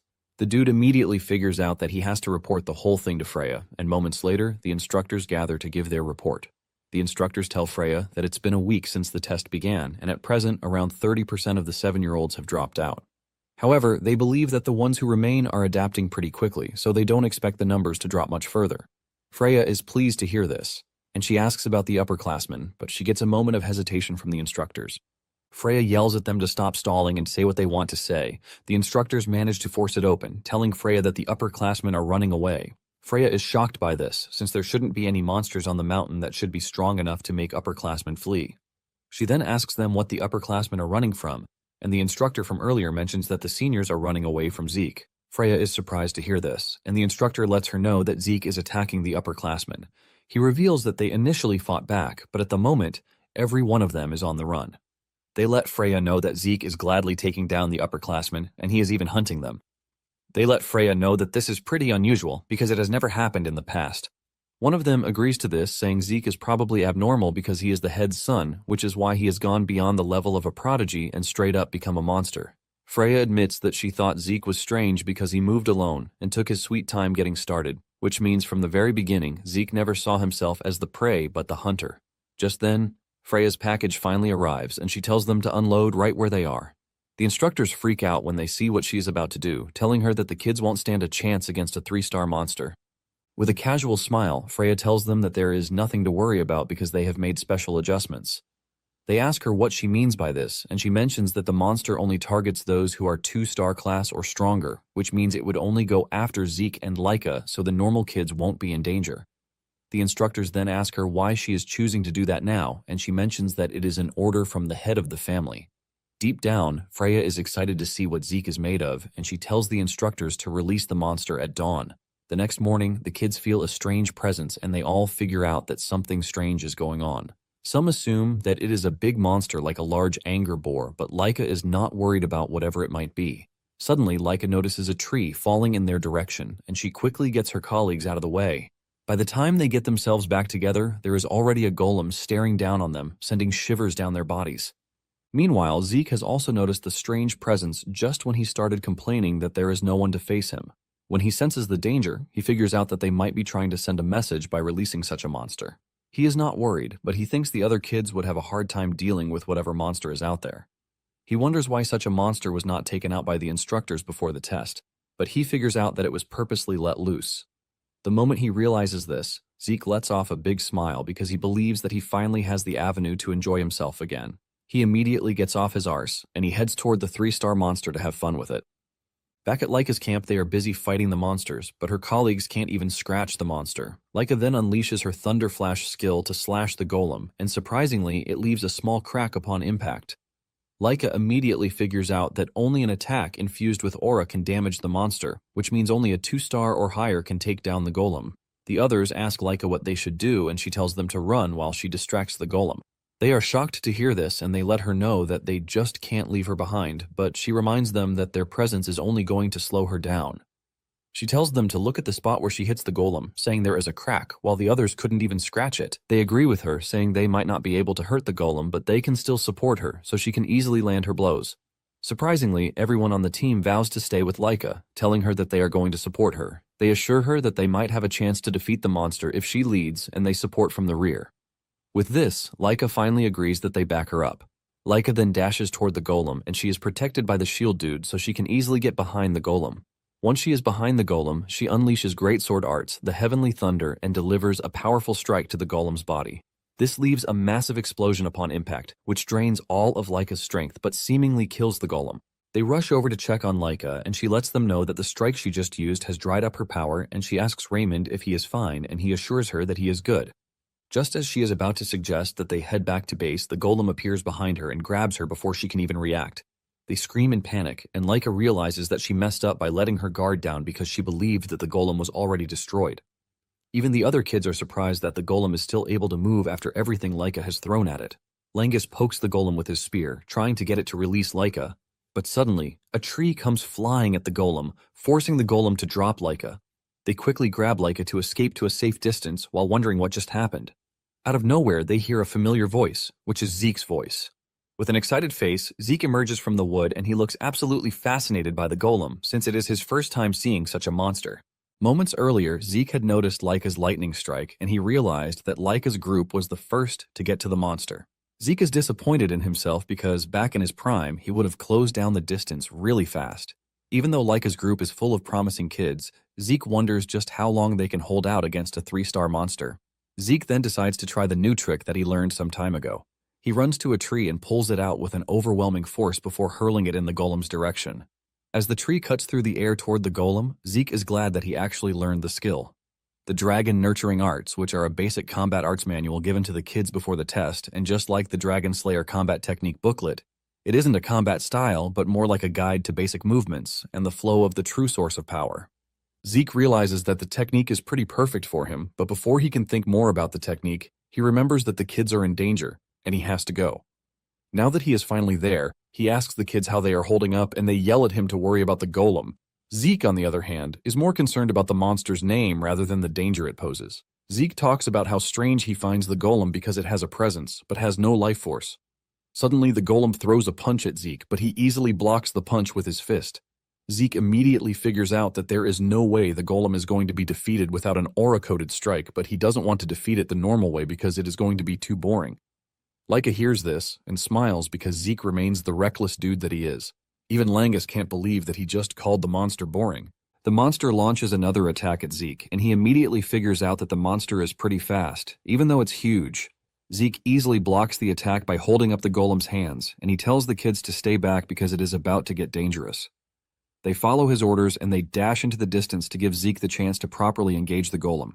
Once the kids are clear of danger, Zeke throws the golem into the distance with an immense force. Zeke admits that the golem's outer shell is sturdy, but he would like to see if it is the same inside. He leaps toward the golem and lands a powerful punch to its head using the Dragon Destroyer combat arts. He then engages the second style to unleash a burst of energy into the golem. By doing this, Zeke easily takes the golem apart from the inside, and he finally admits that he's had a bit of fun. In the end, the 1-month test period ended without further incident, and there were no major events after the 3-star golem attack. Thanks to the brutal conditions they faced on the mountain, most of the 7-year-olds managed to achieve 1-star rank, and just after the test ended, Zeke was summoned by the head of the family. As they walk to the dude's office, Zeke asks Freya what he wants from him. Freya cautions him, telling him to address Balza as Lord Head. Freya tells Zeke that his behavior during the exam is why he is being summoned. Zeke asks her what she means by this, and she reveals that it was the upperclassman's role to attack and steal crystal orbs, but Zeke turned it around and started attacking the upperclassman instead. Freya yells at him saying no one has ever done that, and because of what he did, none of the upperclassmen secured a single orb, which means they would have to retake the test. Zeke reminds Freya that he didn't do anything against the rules, and he didn't even steal anything. Freya yells at him, telling him that no sane person would expect a lower classman to attack an upperclassman, but she's not even ready to deal with his shenanigans. She's only concerned about his tone when they finally stand before Balza, and moments later, they arrive at the red door that leads to Balza's office. Freya tells him to behave himself once they are in Balza's presence, and Zeke asks her why he should do this. Freya can't believe that she has to explain everything to him, and she screams at him, telling him that he is going to get killed, even if he is a child. Upon arriving at the door, Freya knocks on the door, revealing her name and stating her business. With a stern voice from inside the room, Balza tells her to enter, and she enters the office with Zeke beside her. Without wasting time, Balza asks Zeke why he attacked an upperclassman, and instead of answering the question, Zeke decides to ask his own question. He asks Balza if he wasn't supposed to attack, and Balza is shocked by his question. Zeke reminds him that the exam condition was to survive for 1 month on Poison Dragon Mountain with a crystal orb, and nothing else was said, so he basically spent the 1 month however he liked. Zeke tells Balza that he should have mentioned if there were any special rules before the exam, but nothing was said. Freya cannot believe that Zeke is seriously speaking to Balza the way he wants. Freya is about to start scolding her when Balza unleashes an overwhelming aura from his body that scares Freya so much that she goes down on her knees. However, Zeke remains standing as if nothing is happening, and he casually tells Balza to stop getting thrilled every time he gets intimidated because it is annoying. A shocking expression is left on Balza's face, and Zeke asks him if he only called him to ask him boring questions. Balza then asks Zeke how he did it, and Zeke asks him what he means. Balza mentions that he heard about how he defeated not only the upperclassmen but even a golem. In addition, Zeke just stood before him like it was nothing, and Balza asked him how a bee-son, like him, was able to gain such power. Zeke casually tells Balza that there is no reason for his power except for the fact that he is just who he is. Balza cannot believe what is happening right in front of him, and he tells Zeke that his behavior is just as reported. But even with this, he's going to give him a reward for defeating the golem. Balza tells him that he has the option to choose from the Dragon Treasury, or permission to enter the second floor of the Dragon Hall. Even Freya is surprised that Zeke is getting a reward because the Dragon Treasury are vaults filled with rare items collected by the family heads for over 1,000 years since the first, Gilfus. The Dragon Hall, on the other hand, stores books, including ones that are now considered forbidden. The Dragon Treasury stores relics of former lords, legendary weapons, elixirs, artifacts, and rare items from many eras. These facilities are the family's prized archives and are strictly controlled, so only a handful may enter. It turns out that entering the second floor of Dragon Hall requires exceptional achievement. Freya can't believe that Balza is still willing to reward Zeke even after the disrespect. Zeke finally speaks up, asking Balza why he can't give him both, since it is a reward, but Balza just tells the dude to leave. Zeke can't believe that Balza is already chasing him when he still has plenty to say. Freya quickly grabs him and drags him out of the room, while telling him that it is an honor to receive a direct reward from the head of the family. As he's getting dragged out, Zeke tells Balza that he is going to leave him one thing. He lets him know that as long as he keeps killing his emotions, he will never grow truly strong. Freya screams at the dude to keep quiet, and she thanks Balza for his time. After they leave the office, Freya screams at him, asking him why he was acting like that in Balza's presence. Freya reminds him that she already warned him before they entered the office, and Zeke lets her know that he was simply holding back. Freya cannot believe that Zeke can be polite around the instructors, but he has zero respect for the head of the family. Zeke casually reminds Freya that the dude is his father, and Freya admits that Zeke is no ordinary child, forcing her to ask Zeke who exactly he is. Zeke replies with the same thing he tells Balza by telling Freya that he is him. Freya knows that they all drank ancient dragon blood as infants, but Balza carries the blood of a superior ancient dragon, the Dragon King. This is why they can't defy Balza, but Zeke was able to stay calm in front of Balza like it was nothing. Zeke notices the confusion on Freya's face, and he asks her if there is any problem, but she says nothing. Deep down, Freya is already thinking of how she is going to recheck Zeke's birth records. Freya then asks Zeke what reward he plans to choose between the right to enter the Dragon Hall's second floor or a single item from the Dragon Treasury. Zeke casually replies that he wants both, but Freya rejects this, and since this is the case, Zeke tells her that he would go for the right to enter the Dragon Hall's second floor. Zeke chose this since he knows little about this era, and he is curious about the new medicines and tools developed over 1,000 years. Zeke is thinking about this when Langus shows up, talking about how excited he is that he is going to enter the Dragon Hall. Zeke turns around to ask him if it is that exciting, and Langus says yes. Langa says the dragon-slaying combat arts and dragon-nurturing spear arts he learned before were amazing, but this is basically another chance for him to learn even greater martial arts. Langus cannot keep quiet about how exciting the exam rewards are, and Laika shows up, saying she has to take in all the knowledge she can before the time is up. Zeke is surprised that there is a time limit, and Laika lets him know that there is a time limit for those who will be entering the first floor. In addition, they can only borrow one book, but during the time limit they can read anything they want freely, which is why it is imperative that one uses their time well. Laika then tells Zeke that she heard he had the right to enter the Dragon Hall. She expresses her surprise because she believed Zeke would want to take something from the treasury. Zeke confesses that he considered it, but at the moment, he believes that knowledge is more important to him. Laika confirms this, saying the second-floor books are even rarer than the first, especially the martial arts manuals. However, she still believes that nothing inside the hall surpasses her Thunderclap Greatsword art. Later on, they head to the hall, and the instructor tells them that they are allowed only 5 hours in the hall. He lets them know that maintaining silence is important. Laika suggests that they find the one book they would like to borrow and then use the rest of the time to read freely. Langus mentions that he is going to start by picking the martial arts manual that fits him within the 3 hours he has set as his target. Upon entering the hall, they realize that finding the right book might even be a hassle. The kids are blown away by the interior of the hall, and Zeke admits that the library is more incredible than he imagined. With a smile on his face, he decides that it is time to see if there is knowledge stored in the library that can surprise him. Zeke concludes by taking his time to enjoy and gather more knowledge. Soon afterward, Zeke is seen freaking out after getting so much terrifying information. He can't believe that this amount of knowledge has spanned over 1,000 years. He is so filled with information that he lies on the ground to try to digest everything he's seen so far. Apparently, around 900 years ago, a sudden crack appeared in the dimensional wall, which is basically a rift. Beyond this rift sprawled a chaotic other world, and its name was Konsei, the Chaos Realm. In this world, monsters known as Chaos were everywhere, and to resist chaos, the people there carried a special primal energy within their bodies. The Eldragon family was able to fight alongside these people against the Chaos. Through the bonds forged on the battlefield, 4 powerful warriors from that world married into the Eldragon house. These 4 are Toporna, Fafnilde, Levias, and Bahamut. These 4 became the ancestors of the 4 great Eldragon families that continue till the present day. Zeke realizes that the Anger Boar is covered in some strange dark haze and Laika's thunder aura too. Zeke finally realizes why he didn't recognize them, and this was because both came from another world. However, what he is actually more curious about is the thing called magic, which he finds in one of the books. Since it is a new technique from another world, he wonders why there is no book that teaches how to use it. He believes that something like this should be kept right alongside the history books. While he is busy yelling about the information ravaging his brain, he suddenly hears a voice telling him to maintain silence while he is in the library. Zeke is shocked that he can't see anyone, but he can hear a voice, leaving him to start wondering if this is what is called magic. However, aside from the primal energy, he can't sense any special magic, and he yells out in frustration. Just then, he sees the books moving on their own with the voice telling Zeke to maintain silence.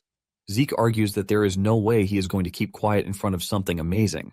He grabs one of the books, telling whoever is behind the magic to come out and show him what he needs to know. Suddenly, Zeke realizes that he is being restrained by threads, and he gets thrown out of the library because it is getting closed. Zeke manages to land on his feet, but he is totally blown away by what he just witnessed. He stands in front of the library, screaming that they show him magic properly. Langus rushes toward him, asking him what happened, and Laika also asks him what he did to have gotten his arse thrown out of the library. Zeke confesses, saying he got a little too excited, and he asks them if they were able to find anything exciting. Langus excitedly reveals that he borrowed a martial arts manual called Cloudwater Spear Technique. He believes that he also picked up a sample of movement art inside. Selene reveals that she also learned movement art, and she borrowed a martial arts manual, Wind Blossom Sword Technique. Raymond, on the other hand, mentions that he practiced the Eldragon-style Guardian Sword Technique in the library. In addition, the book he borrowed is also Eldragon-style, called Guardian Shield Technique. Zeke cannot believe that they all picked martial arts he created for fun in his past life. Zeke then turns to Laika, asking her what she picked. Laika reveals that she went with the Heavy Wave Greatsword Technique and the Heavy Wave Greatsword Technique revised, which the 15th Lord of the family improved. Zeke is surprised to hear that the 15th Lord also created a Dragon Slayer combat art for Dragon's Breath. Zeke realizes that there were a lot of techniques created by him, which are sitting inside the Dragon Hall. Sitting right next to these techniques of his are improved versions, sitting next to them, and he wonders if the 15th Lord was the one responsible for all of these. Zeke has always thought coming to school would be boring, but with everything that is happening, he realizes that he is wrong. Before they knew it, 5 years had gone by and they had all grown into daring teenagers. Balsa is in his office when the Black Dragon Corps commander, Ain, shows up to tell him that a rift just appeared. According to their investigation, there is roughly an 80% chance that magic water exists inside the rift. Balsa realizes that the rift appeared in the most convenient place for water magic to be there. Basically, anyone who drinks the water becomes a mage because the water has become magic water. Apparently, those who drink magic water gain a special constitution that allows them to convert true source power into another force, which is magic power. The new techniques unleashed through magic would bring a revolution to the world, and at the same time, fierce territorial wars erupted over the source of magic water, which is called magic springs. It has become an age of magic where the number of mages greatly determines a house's military strength. However, there is no single magic spring that exists within Eldragon territory, and for a house without ownership of a magic spring, there is only one way to obtain magic water, which is conquering a special rift. At the present moment, Eldragon mages are few, and this includes Balsa. Basically, all of them who have magic are seasoned veterans who gained the power by conquering special rifts. Even with this, houses that possess magic springs overwhelm them through sheer numbers, making the conquering of rifts Eldragon's most critical mission. Ain tells Balsa that just as he predicted, the location where the rift appeared, the abundant dragon forest, is quite troublesome. Apparently, sometime earlier there was a small-scale border clash in the surrounding area. Basically, the abundant dragon forest is a large forest that lies mostly within Eldragon territory, but part of it extends into another house's domain. Those who claim further ownership of the forest and call it the abundant hound forest are the Cerberus house. Ain mentions that the rift is mostly inside the Eldragon territory, but because of its scale and location, the special zone generated around the rift might extend into Cerberus territory. Knowing how Cerberus operates, Ain believes that they are going to come rushing in. Balsa agrees with him, saying the Cerberus would definitely notice the rift. Balsa then tells Ain that they have to prepare for a territorial dispute just in case it is needed, but he wants them to make a move before Cerberus catches on to the rift. Balsa tells Ain to inform every dragon's nest that they are holding a selection trial. Meanwhile, Zeke is seen on the training ground going up against Raymond, Langus, and Selene, while Laika watches from behind. The trio charges at Zeke at the same time, and after assessing their attacks, Zeke tells them what they are missing.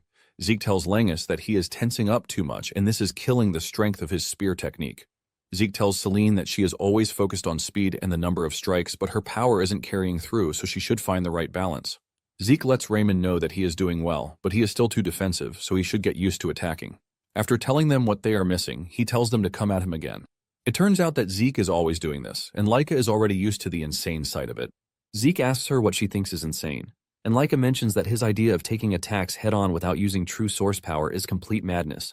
Zeke screams out, saying the results of his training have helped the group grow stronger without using true source power. Laika then asks him if he can at least make them stop attacking while they are still talking. However, Langus and the others are even enjoying Zeke's training regimen. Laika tells the trio to stop calling Zeke a human, because even the seniors call him the monster prodigy of the East Wing. Zeke ignores everything she is saying and asks her if she would like to join the training session. Laika mentions that she would love to, but she lets him know that there is something she would like to tell him first. Laika lets him know that he will be meeting kids from the other dragon's nests very soon. Langus is shocked to hear this, but Raymond is not really surprised because he already knew it would happen someday. Selene asks Laika if the visit is for the next exam, and Laika says she doesn't know the details. Zeke then asks Laika how she knows this, and Laika says this is something they can tell just by watching the instructors. Zeke realizes that he has never paid attention to things like this, and Laika scolds him for having trashy behavior for a future head candidate. Laika then urges Zeke to be careful because in the West Wing, there is also one dude who is being prepped for the head of the house. Zeke is not worried about this, but eager to know what the dude has in him. Some days later, everyone was gathered regardless of grade, and Laika believes that it is because of what they talked about earlier. Freya and some instructors soon show up, telling the kids to keep their mouths shut. She tells them that from that moment forward, for the next 3 days, they are going to be fighting the children of the other dragon's nests. The students are shocked when they hear this because this is something that only happens during the graduation exam, but they are about to do it. Freya mentions that there are various reasons, but she can't explain everything. She lets them know that whoever survives the match will be given a special mission, and the moment Zeke hears this, his face lights up in excitement. Apparently, each of the 4 halls, East, West, South, and North, will send 7 fighters in a winner-stays-on format. Freya then tells them to decide who will be their representatives for the fight. Later on, the top-year students gather, and they are led by Rick, who tells everyone else that the representatives will be chosen among them. Rick believes that there is no one who would object, but Laika raises her voice to object, saying that representatives should also have the right to qualifications.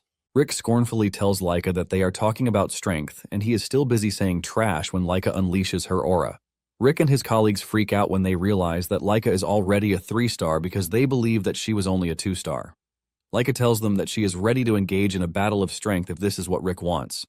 Laika asks Rick if there is anyone among his colleagues who is stronger than her, and if there is not, she believes that they should pick from the lower years too. Rick then tells Laika that she is the only strong one, while the rest are trash. Zeke cuts in, telling Rick that he is awfully noisy. Rick hears this and screams at him, asking him what he said. Zeke reiterates what he said, and he asks Rick if he thinks the upper years can contend against the lower years. Zeke ultimately suggests that they fight until only 7 of them are left.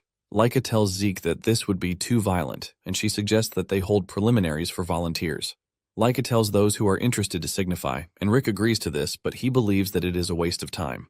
Laika turns to Zeke, asking him if he is going to join the preliminaries, and Zeke says yes. In fact, Zeke wants Langus, Raymond, and Celine to join them. The trio is shocked to hear this because they are fighting top-year seniors. Zeke lets them know that there is nothing to fear because they have been training with him all this time, so it is time for them to show results. From the way Zeke is talking, the trio realizes that they have no choice but to participate in the preliminaries. Now that they have the trio and Zeke, Laika asks if there is anyone else who is interested. Most of the juniors are hesitant to join in because they believe that they can't go against the top years, but Zeke lets them know that fighting their seniors would give them even more experience. Nonetheless, no one seems motivated by what Zeke said, but Zeke tells Laika that they finally have the opportunity to know how strong the so-called top-year students really are. The top years, on the other hand, believe that Laika is the only one who can cause them problems, since the rest are just 2 stars. Zeke looks back and notices that his squad looks really worried, and he asks them what the issue is. Langus reminds him that they are going up against seniors who are 3 stars, and Zeke lets him know that their training with him for the past years counts for something. Zeke tells them that they have all done well, so it would be better if they had a little more faith in themselves. Even though they are scared, they have no choice but to acknowledge what Zeke is saying. Rick soon screams at them to come over so he can teach them a big lesson. Moments later, Rick's guys are already out cold after Langus and his colleagues beat the shit out of them. Zeke is pleased with their performance, and he commends his squad. Zeke realizes that Langus has already gotten much sharper at deflecting attacks and spotting openings. Celine, on the other hand, handles the multi-strike Windflower sword style pretty well. Zeke is also pleased with Raymond's tactics because he easily switched between shield techniques and swordplay. Even Laika has grown really strong, and Zeke knows that if they continue this way, it would be beneficial. Rick is left in disbelief as he doesn't want to believe that there is a possibility of a 3-star losing to a 2-star. Zeke berates Rick, telling him that he is still saying trash even after he sees how the fight turned out. With overwhelming pressure, Zeke lets him know that age and number of stars are nothing more than indicators. Zeke mentions that strength in battle is simply determined by the victor, and if one is weak, they are going to lose. Rick refuses to believe this, telling Zeke that the number of stars is power and this is what everyone knows. Zeke then tells Rick that stars or no stars, once the heart is destroyed, one dies. Rick refuses to acknowledge everything Zeke is saying in front of him, and he screams at him, saying he is a top-tier student and there is no way a brat's sophistry will work on him. Rick tells Zeke that he heard plans on going easy on him, but he has changed his mind. Zeke simply tells Rick that he is already tired of the whole talk, and he should just take action instead of yapping. Zeke reminds Rick that they are the only ones left, and he would like to see what kind of martial arts he has mastered. This pisses Rick off, and he angrily lunges at Zeke, telling him not to mess with him. He activates the Great Strength Fist technique, but Zeke casually punches him into the distance. Even after knocking the dude to the ground, Zeke teases him by telling him that he has trained really well. Meanwhile, in the West training grounds, one of the candidates for the next head, Vanille Fafniled Eldragon, is seen beating everybody up, and there is no one who can even stand up to his strength. After beating the trash students, his aide, Alan, shows up to tell him that the selection is already complete. One of those who was selected is a dude named Retin, who is a junior classman, but he is already 3-star. Vanille commends him, telling him that he likes capable people, which is why he is going to take him as his subordinate. Deep down, Retin is glad that he was acknowledged by Vanille, and as long as Vanille stands, the West Wing won't lose. Retin already sees Vanille as the next head of house because they will be the ones to achieve excellent results during the mission. Retin is excited that he is going to be a subordinate to the head of the family. Alan then tells Vanille that there is something he needs to know, and he asks him what it is. He whispers in Vanille's ear, telling him that Laika is among the East Wing's team. Vanille holds his head in frustration when he hears this because he believes that Laika is always getting in his way. Nonetheless, Vanille believes that no matter how talented Leica is, they are going to be the ones who will win.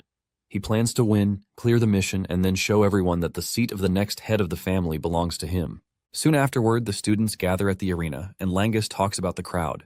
Leica lets him know that there are so many people in the area because they are gathered from all the halls.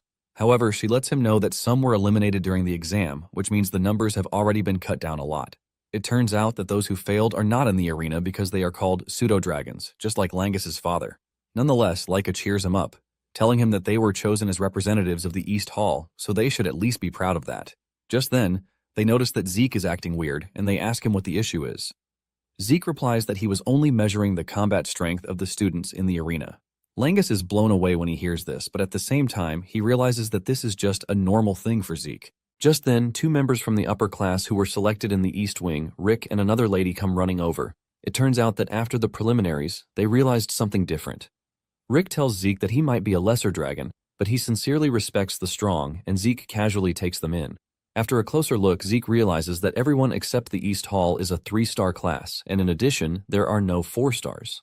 However, he notices that there are a bunch of students who have improved, and he is eager to see what type of skills will be displayed this time around. Just then, a girl with blonde hair like Leica, Sandy, rushes over and hugs her while calling her sister.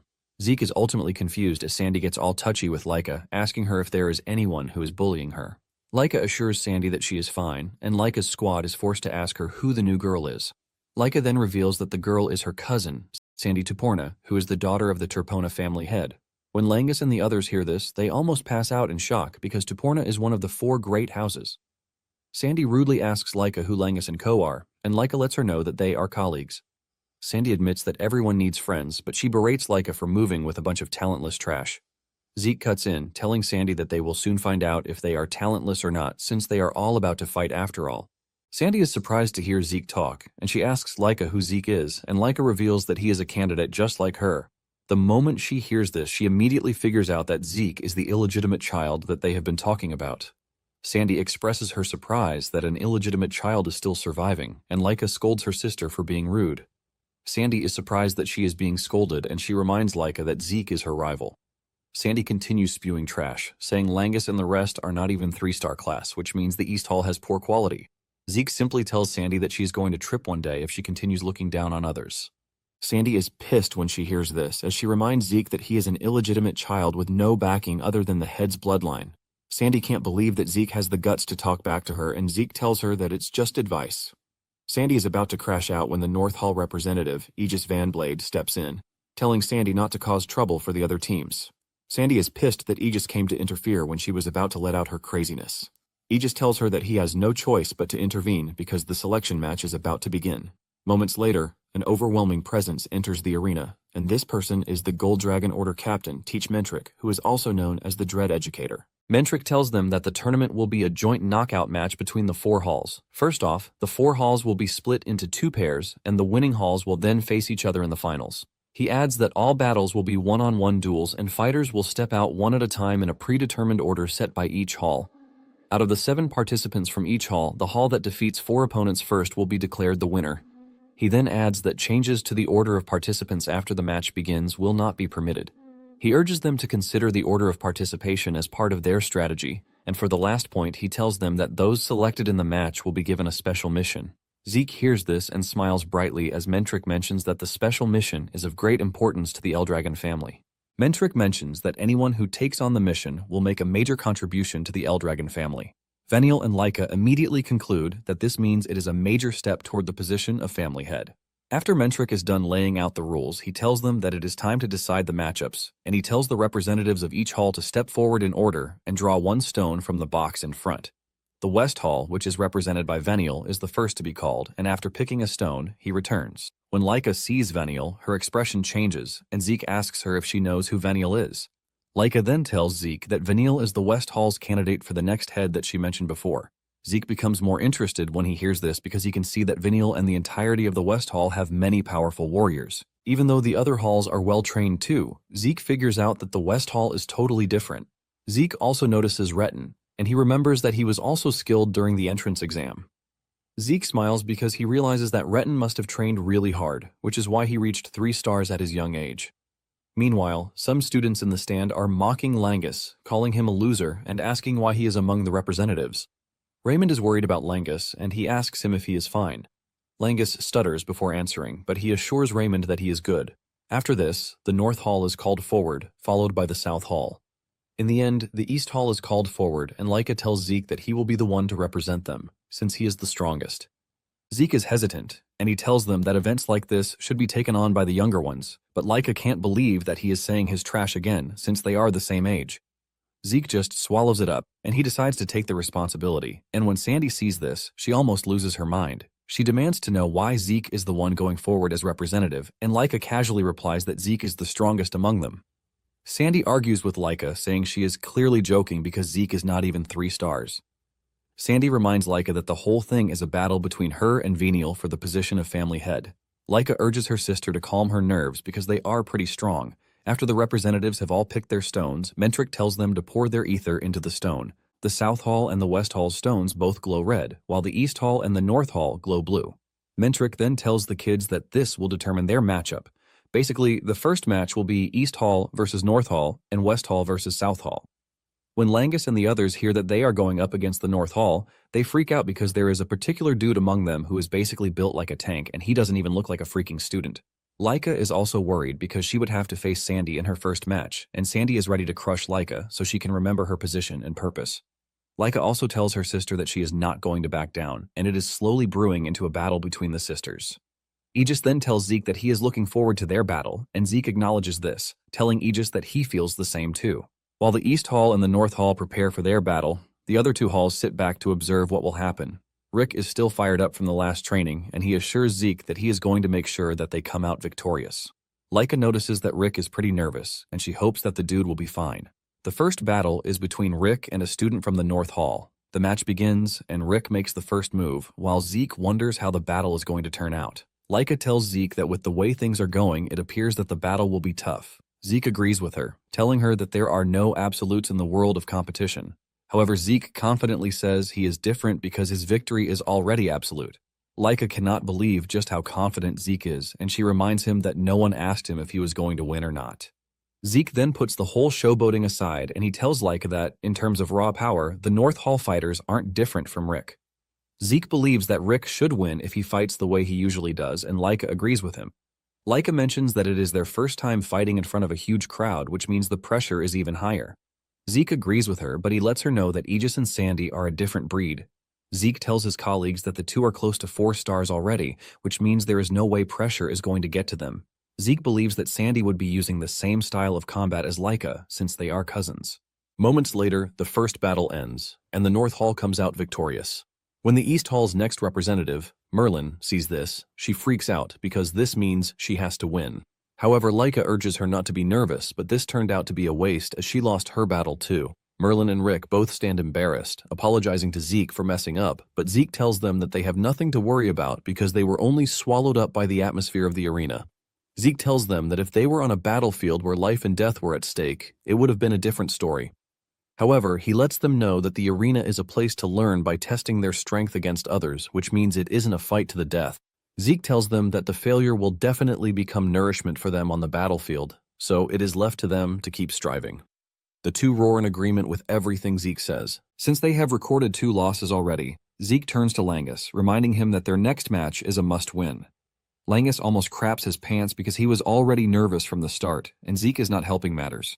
To make it worse, his opponent is the giant dude he was worried about from the start. Langus jumps in Zeke's arms in tears, but Zeke reminds him that he fought upperclassmen during team selection too. Langus argues that none of them looks scary like the dude he is about to face. Langus can't believe that he is expected to defeat someone this scary in front of a large crowd. Zeke immediately realizes that the responsibility to motivate the guy falls on him, and he pats him on the head, telling him to take a look at his opponent. He asks him what sword his opponent is using, and Langus replies that it is a sword. Zeke then tells him not to think about anything else aside from the fact that he is fighting someone with a sword. He tells him that if he thrusts with his sword, it is his responsibility to deflect it. Zeke adds that if his opponent swings upward, he should pull back, and if he brings it down, he should step in and then thrust. In the end, Zeke tells Langus to respond to the sword the same way he has always done. The word always rings in Langus's head, and he finally locks in. Zeke is relieved to see that Langus has already focused on his target. He knows that the boy has extreme focus, but at the moment, he needs guidance to concentrate. However, the moment he is able to focus naturally on his own, he will be able to aim even higher. Zeke wonders just how much growth this battle is going to bring to Langus. Just then, Langus steps into the ring, and he looks really small compared to his opponent, who is like a giant.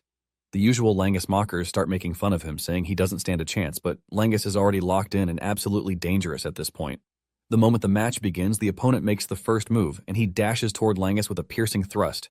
Langus analyzes the situation, and with a cool head, he dodges the strike. He moves to the left, but his opponent roars at him, telling him that he won't let him escape.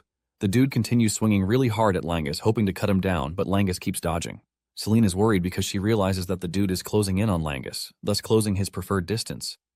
With a worrisome face, Raymond asks Zeke if Langus will be fine. Zeke then tells them not to worry about Langus, but look deep into Langus's eyes. It turns out that Langus is fully focused, and moments later, the giant leaps toward Langus. But this is when Langus finally unleashes his Cloudwater Spear technique. Langus spins his spear so fast that it counters the dude's attack, also giving him a chance to land a counter-strike. Langus's perfect strike hits the dude in the chest and sends him flying into the distance, ultimately knocking him out. The instructor declares the match over with Langus, and the East Hall emerges as the winner. Langus takes a deep breath and thanks his stars, but Zeke, on the other hand, is smiling really hard because he believes that it is time to turn the tide around. The East Hall then uses Langus's victory as momentum to push forward, winning their next 3 games. When it finally comes to the 6th match, which is between Sandy and Laika, the tension in the arena gets even more intense. It is pretty obvious that the situation is tense because they both wield the same thunder spirit, and they are sisters. Before the start of the match, Sandy expresses her shock that someone who hasn't reached 2 stars could defeat the North Hall's 3 stars.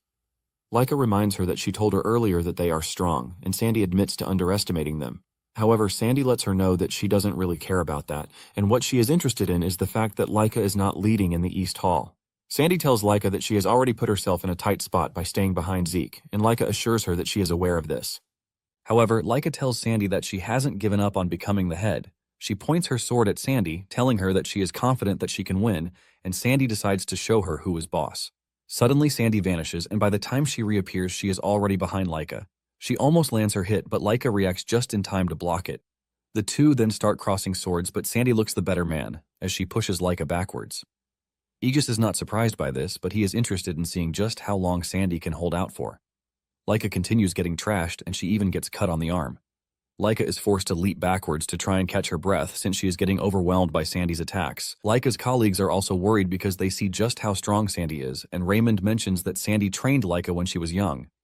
In the arena, Sandy runs circles around Laika while scolding her for still holding on to her bad habit of swinging wildly whenever she is cornered. Laika angrily charges towards Sandy with the lightning flash slash, but Sandy overwhelms her with the scattered thunder. Laika screams in pain as she crashes to her knees, and Sandy tells her to give up because with her current level of strength, she obviously can't defeat her. Sandy is pissed at herself for not forcing her father to make Laika come to the North Hall.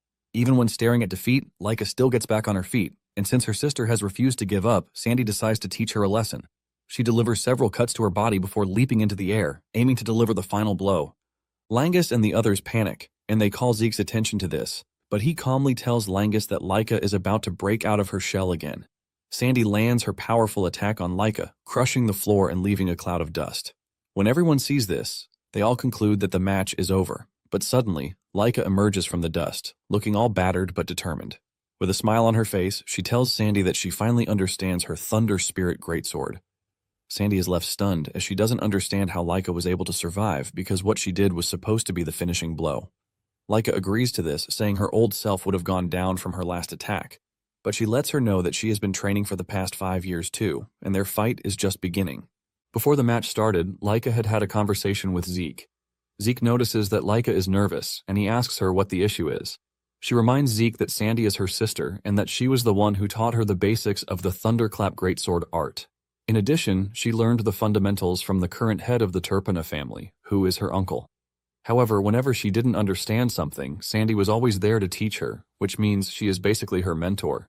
To put it into perspective, she has never defeated Sandy even once, and even though she has gotten strong over the past 5 years, it is obvious that Sandy has grown stronger too. Even though she sounded confident when talking to Sandy, she is doubtful of her ability to win. Zeke then tells Laika to remember her training with him and to try to recall every day of the past 5 years. The moment Laika hears this, her facial expression immediately changes for the worse. forcing Zeke to ask her if it was that bad. Zeke lets Laika know that her bad habit is when her emotions run high, which automatically dulls her vision. He lets her know that the past 5 years were training to make her stay calm during combat. Still wearing her disgusted face, Laika reminds Zeke that he didn't hold back when he was attacking her, and Zeke says this is basically his charm. Laika cannot believe that he is calling that his charm when every moment of it was pain. Nonetheless, Zeke lets her know that the results of the training are undeniable, and she should now be able to calmly observe her opponent during battle. Laika agrees with him, but says that how useful the training is against her sister is the real issue. Zeke then tells her that she is going to understand once the fight begins. Zeke tells her that her talent of being able to see her opponent's movements will show her what kind of effect the training has had. Zeke still uses the opportunity to glaze himself, reminding Laika that she was trained by the strongest, who is obviously him, so she has nothing to worry about. Thanks to Zeke's short pep talk, Laika was able to ease off the tension a bit. Since Sandy uses the thunderclap skill just like Laika, Zeke tells her that it is the perfect opportunity for her to carefully observe her sister's thunderclap greatsword art because if she does, she is going to grow even stronger. Now in the present, Laika lets Sandy know that she has observed everything carefully and her thunderclap greatsword is her magic. She intentionally took it head-on and observed it closely so she could finally see it. Sandy is shocked to hear this, leaving her wondering just who Laika has grown to become. Just then, Laika dashes toward her sister, and Sandy is immediately overwhelmed by the sudden burst of speed. Sandy is left wondering how Laika is able to suddenly change her movements. While she is still trying to understand what happened, Laika continues dealing damage, telling Sandy that she now understands the thunderclap greatsword arts. Sandy doesn't want to believe that Laika has already understood it and can copy it instantly. In the stands, Langus and the others are already jumping for joy, since Laika has turned the battle around. Zeke smiles, saying that fighting someone who uses the same technique teaches one so much. Rick then asks Zeke if he knows why Laika's movements suddenly changed, and Zeke reveals that Laika mastered her sister's thunderclap greatsword art in the middle of battle. He mentions that this is the result of their training, which is to calmly observe the enemy's technique while taking it head-on. He mentions that Laika used to lose herself during combat, which is why she only sees her own sword, but at the moment, she is different. He explains that Laika has the presence of mind to calmly observe her opponent during the heat of battle. By observing a sword art that is identical to her own, she has managed to reach a new realm. As the battle rages on, Sandy still believes that there is no way Laika is getting the jump on her, but she soon realizes just how wrong she is.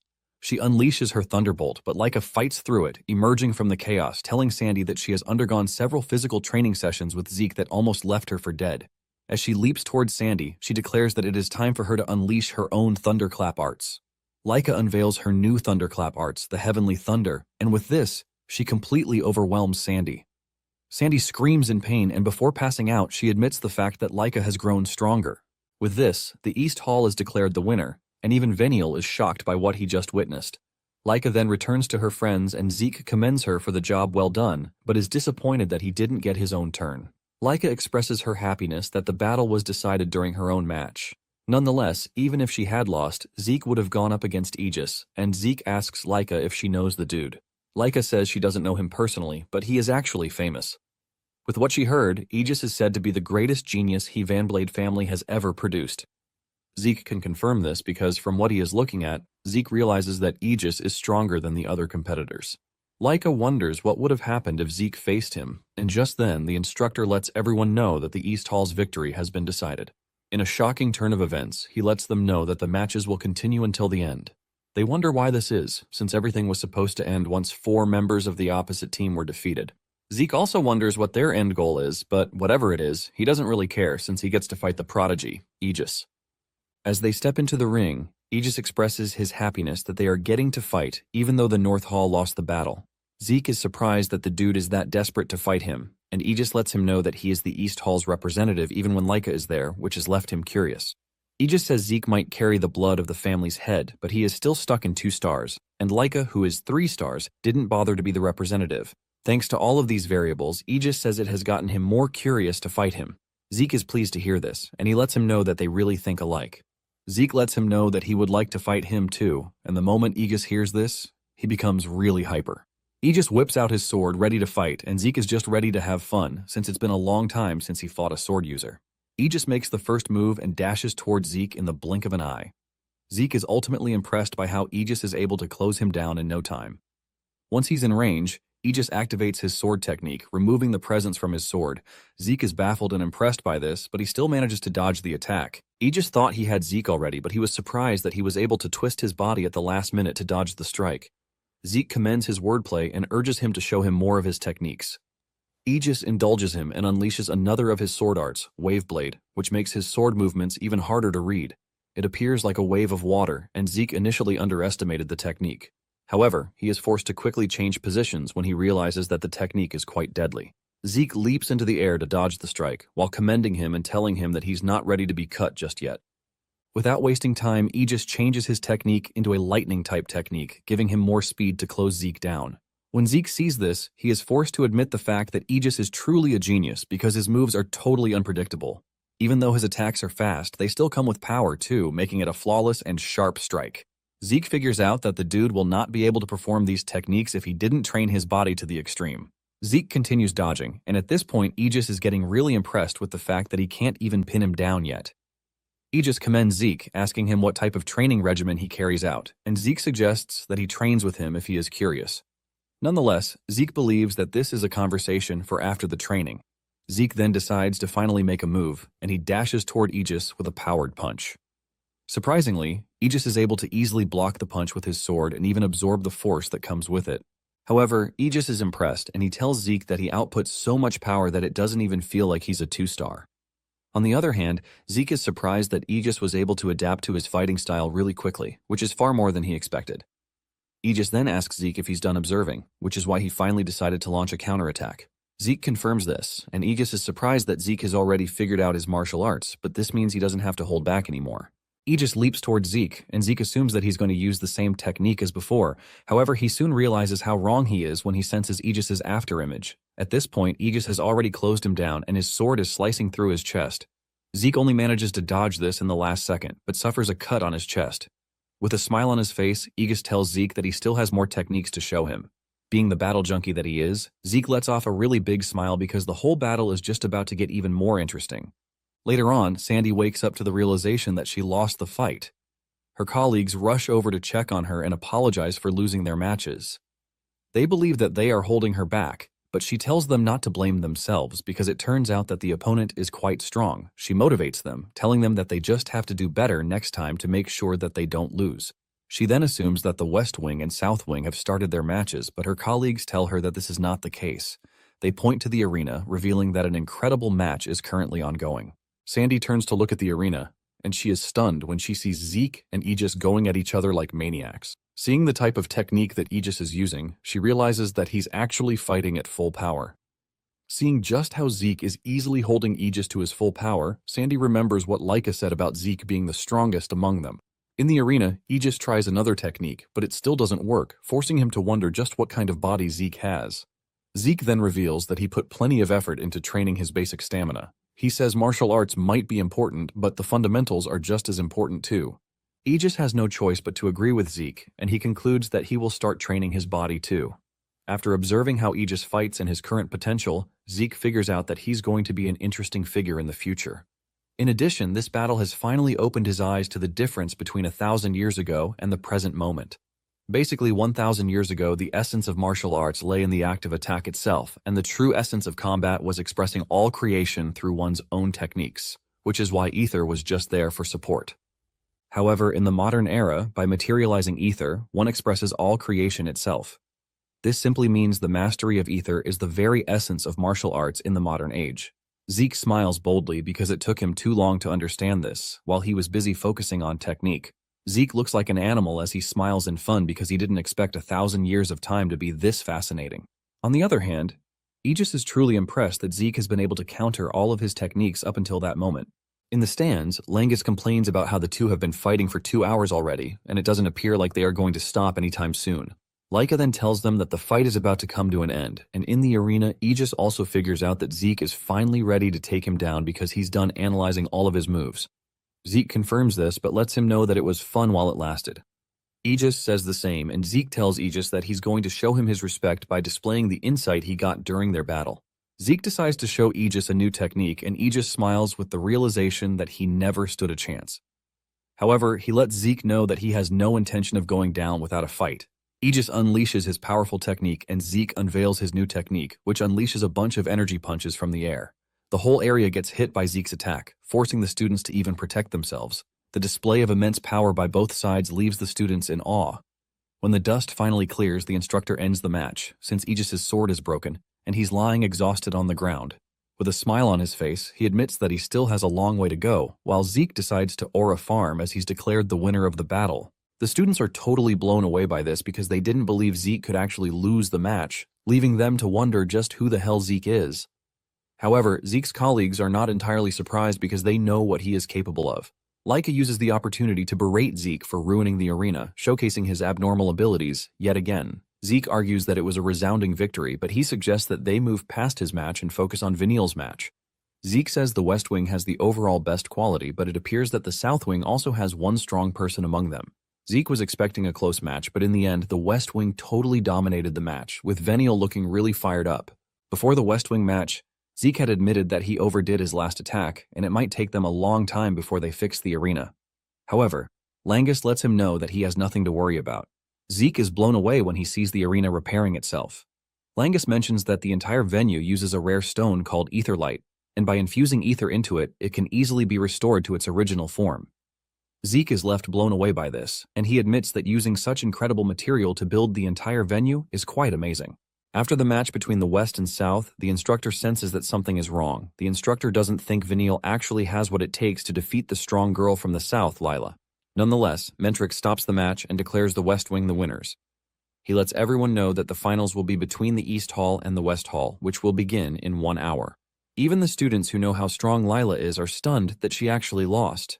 Zeke also figures out that something is wrong because the skill gap between Lila and Vineal is not that large, but for some weird reason her power is extremely poor. This was basically why she abysmally lost to Vineal. Zeke can see that the instructor also noticed this, but there is no one who actually knows what is going on. Raymond talks about how strong Vineal is to have defeated Lila the way he did, but Celine believes that something is not right. Merlin tells them that this might be how it feels because it is actually their first time seeing the strength of the elites from another hall. Rick then talks about how strong Vineal is, comparing him to Zeke and Leica. Rick notices that Langus is silent about the whole thing, and he asks him what is wrong. Langus mentions that Vineal might be impressive, but what worries him is that the whole West Wing looks really tough and they have to go against them. However, Langus apologizes for saying something so weak before the match, but Merlin lets him know that he is actually right.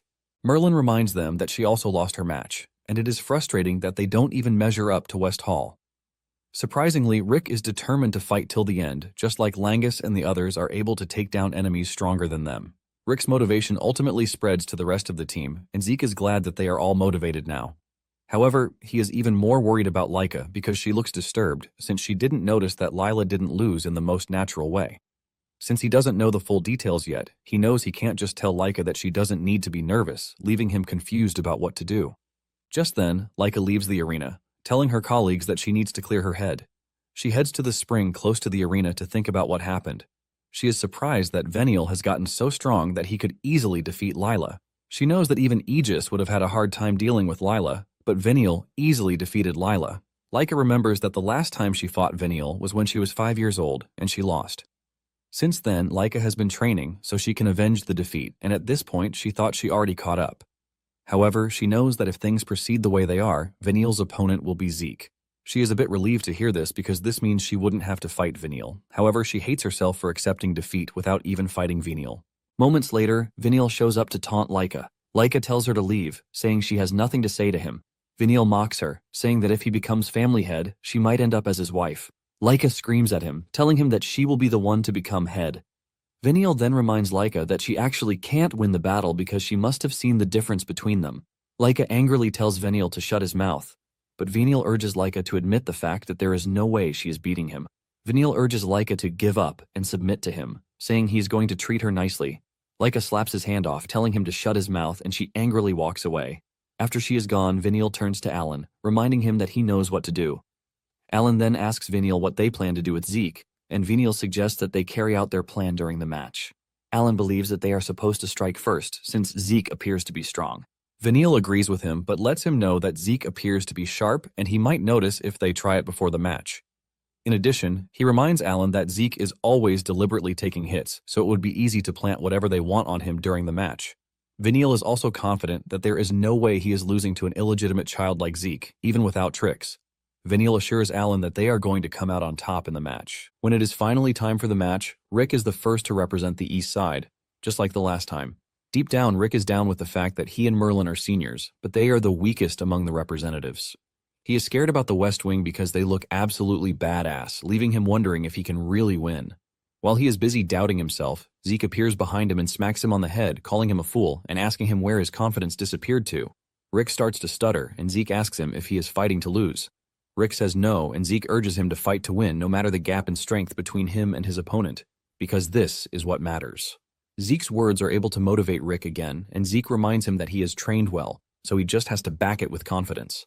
Zeke then decides to leave him with a parting gift, and he urges him to relax his shoulders. Rick is confused by this, and Zeke explains that the Great Strength Fist Art is a technique that gathers one's power into a single point.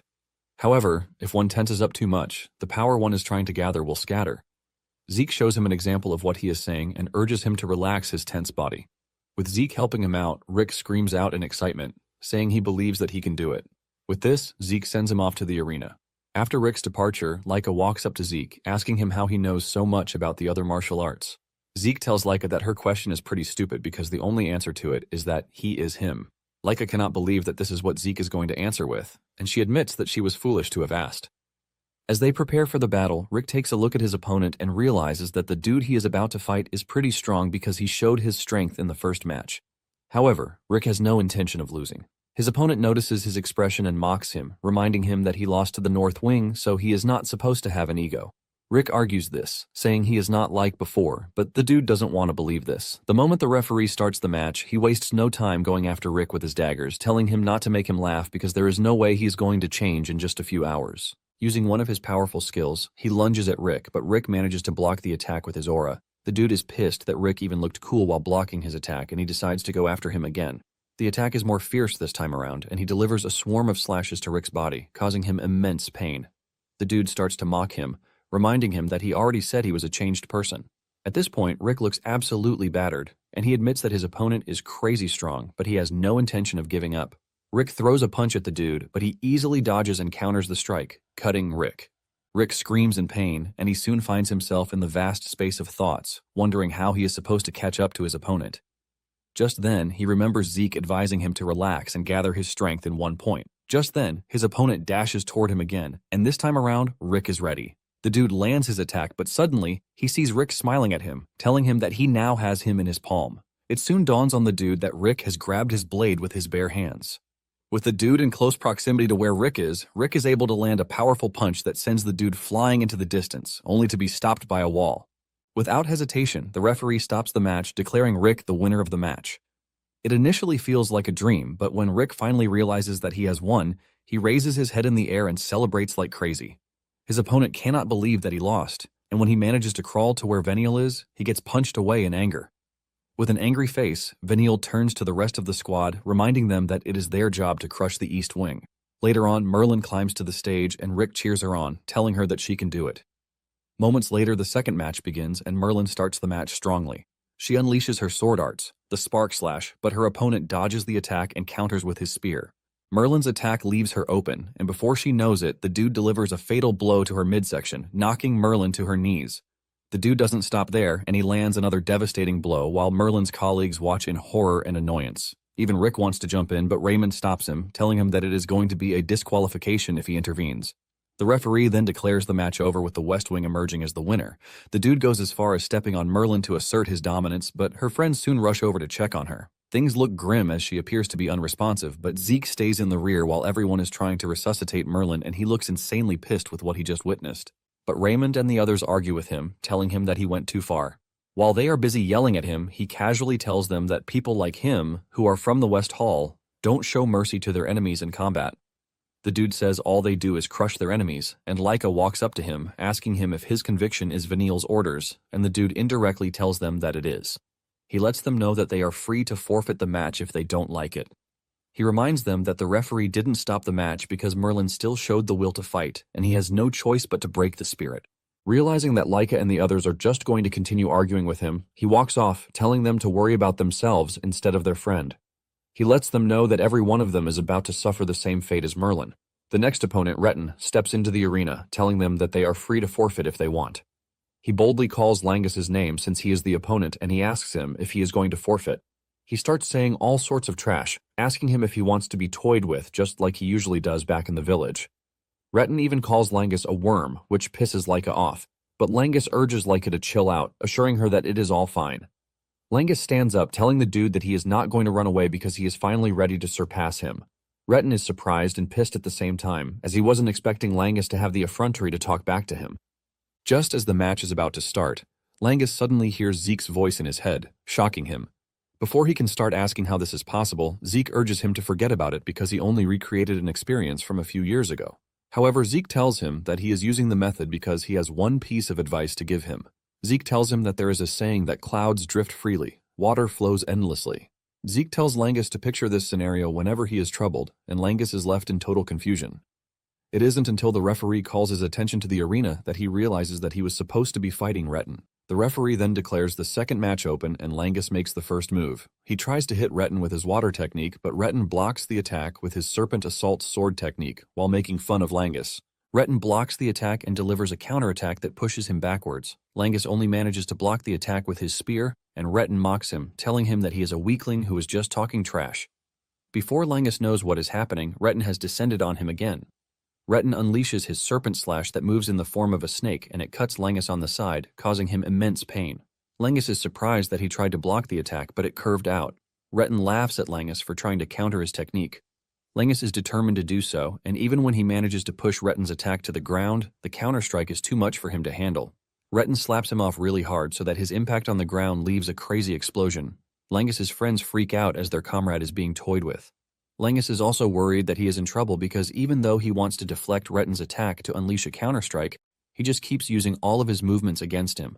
Retin notices what Langus is trying to do against him, and he lets him know that his own specialty is counterattacks, while letting Langus know that he is more skilled than him. Langus doesn't want to believe this, and Retin casually grabs him on the head, telling him that there is no way the child of a pseudo-dragon could ever become strong. He tells him that in the end, he is just the same trash as his father. Langus tries to defend his father's name, but Retin screams at him, telling him that his father is a fake.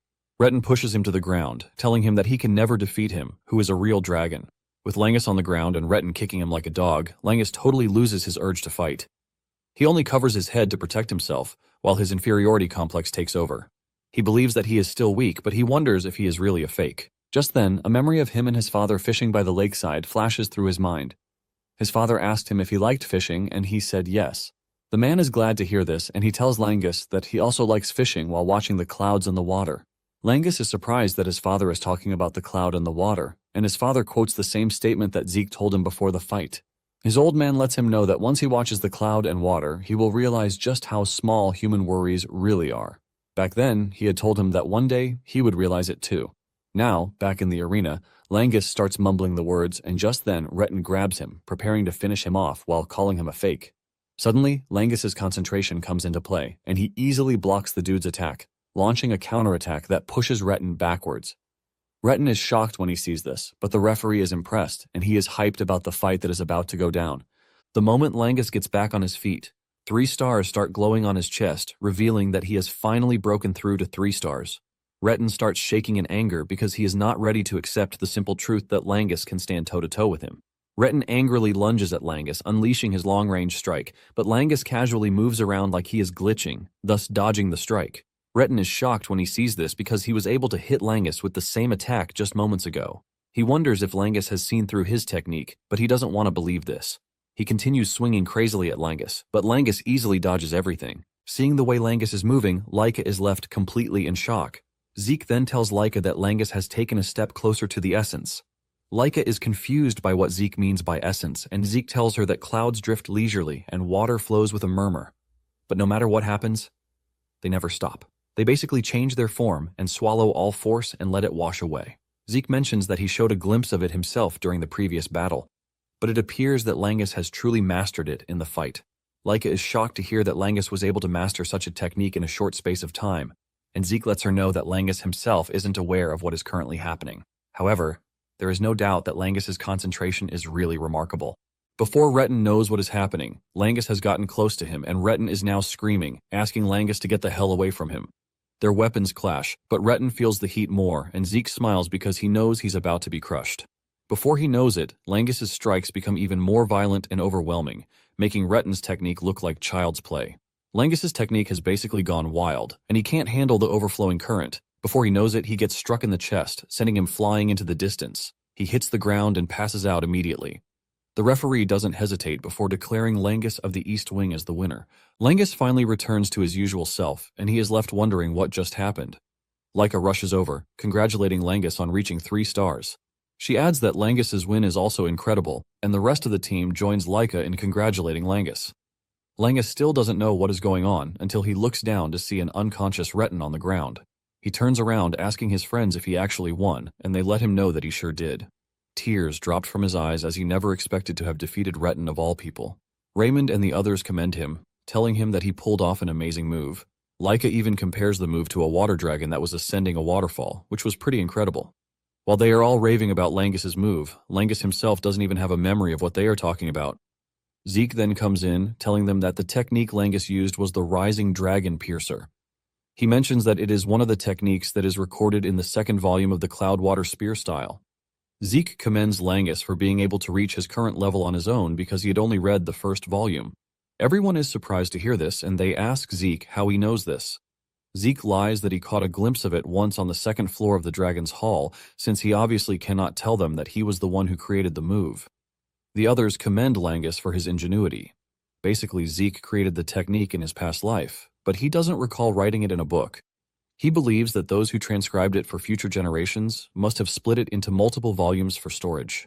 To make sure it was kept from the eyes of the inexperienced, the essence was hidden away in the upper archives. Nonetheless, Zeke is glad that Langus was able to carve the path to the hidden essence all on his own strength. They are busy chatting about Langus's win when the referee reminds them that they are still in the middle of the match. The group quickly disperses, but Langus's win has given them enough momentum already. At the same time, the West Hall is pissed that Retin lost, so the tension was insane. For the next match, Celine did her best, but she narrowly lost to her opponent. In the match that followed, Raymond put everything into it to make sure he came out with a win. Before they know it, they have reached the latter half of the match, and Celine regrets not winning. However, Laika assures her that she fought bravely, while reminding her that the competition is decided by the first to reach 4 points. At the moment, they have 3 wins and 2 losses, so victory is within reach for them. They have won 3 already, and Laika tells Celine that once she wins, the competition will officially be over. Just as Laika is about to step onto the stage, Zeke walks up to her, asking her how she feels. Laika lets him know that she feels like her normal self, but she understands that Zeke is just worried about her, and she assures him that she would be fine. As she walks into the arena, her colleagues wish her luck, but Zeke senses something strange that leaves him worried. It turns out that Laika will be going up against Alan, and Alan lets her know that he will come out victorious. However, Laika argues, saying she will be the winner. Just as the match begins, Laika makes the first move, lunging at Alan with overwhelming power. Alan finally gets to see Laika, the lightning user, in action. Alan manages to dodge the first strike, and he pushes back to put some distance between himself and Laika. Alan realizes that he might have lost the match if not for Venial's preparation. Suddenly, Laika starts to weaken as the poison Venial had planted on her earlier kicks into effect. Alan notices that Laika is already feeling the effect of what is happening, and he boastfully tells Laika that she can't defeat him. Alan tries to strike Laika on the head with her weapon, but Laika manages to block the attack. This doesn't do her any good as she is kicked in the tummy really hard. She groans in pain, which leaves everyone on their toes. Laika is left in complete confusion since she can't even release her lightning to fight back. She starts wondering what is happening, but Alan confidently reminds her again that she can't win. Before Laika knows it, Alan descends on her, delivering several painful strikes to her body. Laika is battered, and she soon realizes that it is not her lightning that is malfunctioning, but also that she cannot use ether. Basically, a warrior's body is deeply linked to the ether dwelling within them, and every single movement is enhanced by ether. In other words, if a warrior loses their ability to use ether during a battle, every single attack from the opponent could become a fatal wound. Laika finds herself totally exposed to Alan's attacks, and she is not even holding back. She gets hit all over, and since Laika can't even attack, she comes to the sad conclusion that she has to at least defend herself. Sandy soon notices that Laika is not functioning well, and Aegis agrees with her. Zeke has also sensed this, but he still can't understand what is happening. Before Laika knows it, she loses her strength and she crashes to her knees while gasping for breath. Deep down, Alan is surprised Laika was able to last that long without being able to use ether. He is impressed by Laika's strong will, which is why she is on par with Venial. Alan turns around to look at Venial, and the expression on his face tells him everything that he wants to know. Alan then turns back to Laika, telling her that her time is finally over. He raises her weapon and goes after Laika with an overwhelming force, but just as he is about to hit Laika, Sandy dashes in and blocks the attack, while yelling at Alan, asking him what the hell he was thinking. In the back, Zeke heaves a sigh of relief because things didn't just turn out badly. Alan yells back at Sandy, asking her why she interfered with the match, and Sandy tells him not to play dumb because he was just trying to kill Laika. The crowd is left in shock when they hear this, but Alan denies the claim, saying it is nothing but slander. Aegis also steps in, telling Alan that his last move was truly dangerous. Alan asks them if they are doubting him, and Aegis tells him that if he doesn't want to be doubted, he should be more careful with his words and actions. Aegis mentions that it is clear as day that Laika cannot use ether at the moment, and to launch such a dangerous attack against her is crazy. Just then, Venial steps in to defend Alan, telling Aegis that he interfered with the match and then complains about the methods that they use when they are supposed to blame Laika for being weak. Venial mentions that in real combat, the opponent's condition doesn't matter because it is their job to completely crush them. He mentions that he and his people from the West Hall are fighting under the assumption that it is a real battle. Sandy yells at them, telling them that there is a limit to everything because the match isn't a fight to the death. Venial scornfully tells her that she is soft, which is why she lost. Sandy almost bursts out in anger when she hears this, and Venial tells her that they are operating like they are in a real fight. Venial confidently says they are even holding back, so they have no intention of killing Laika. However, he indirectly tells them that something inside Laika must have broken.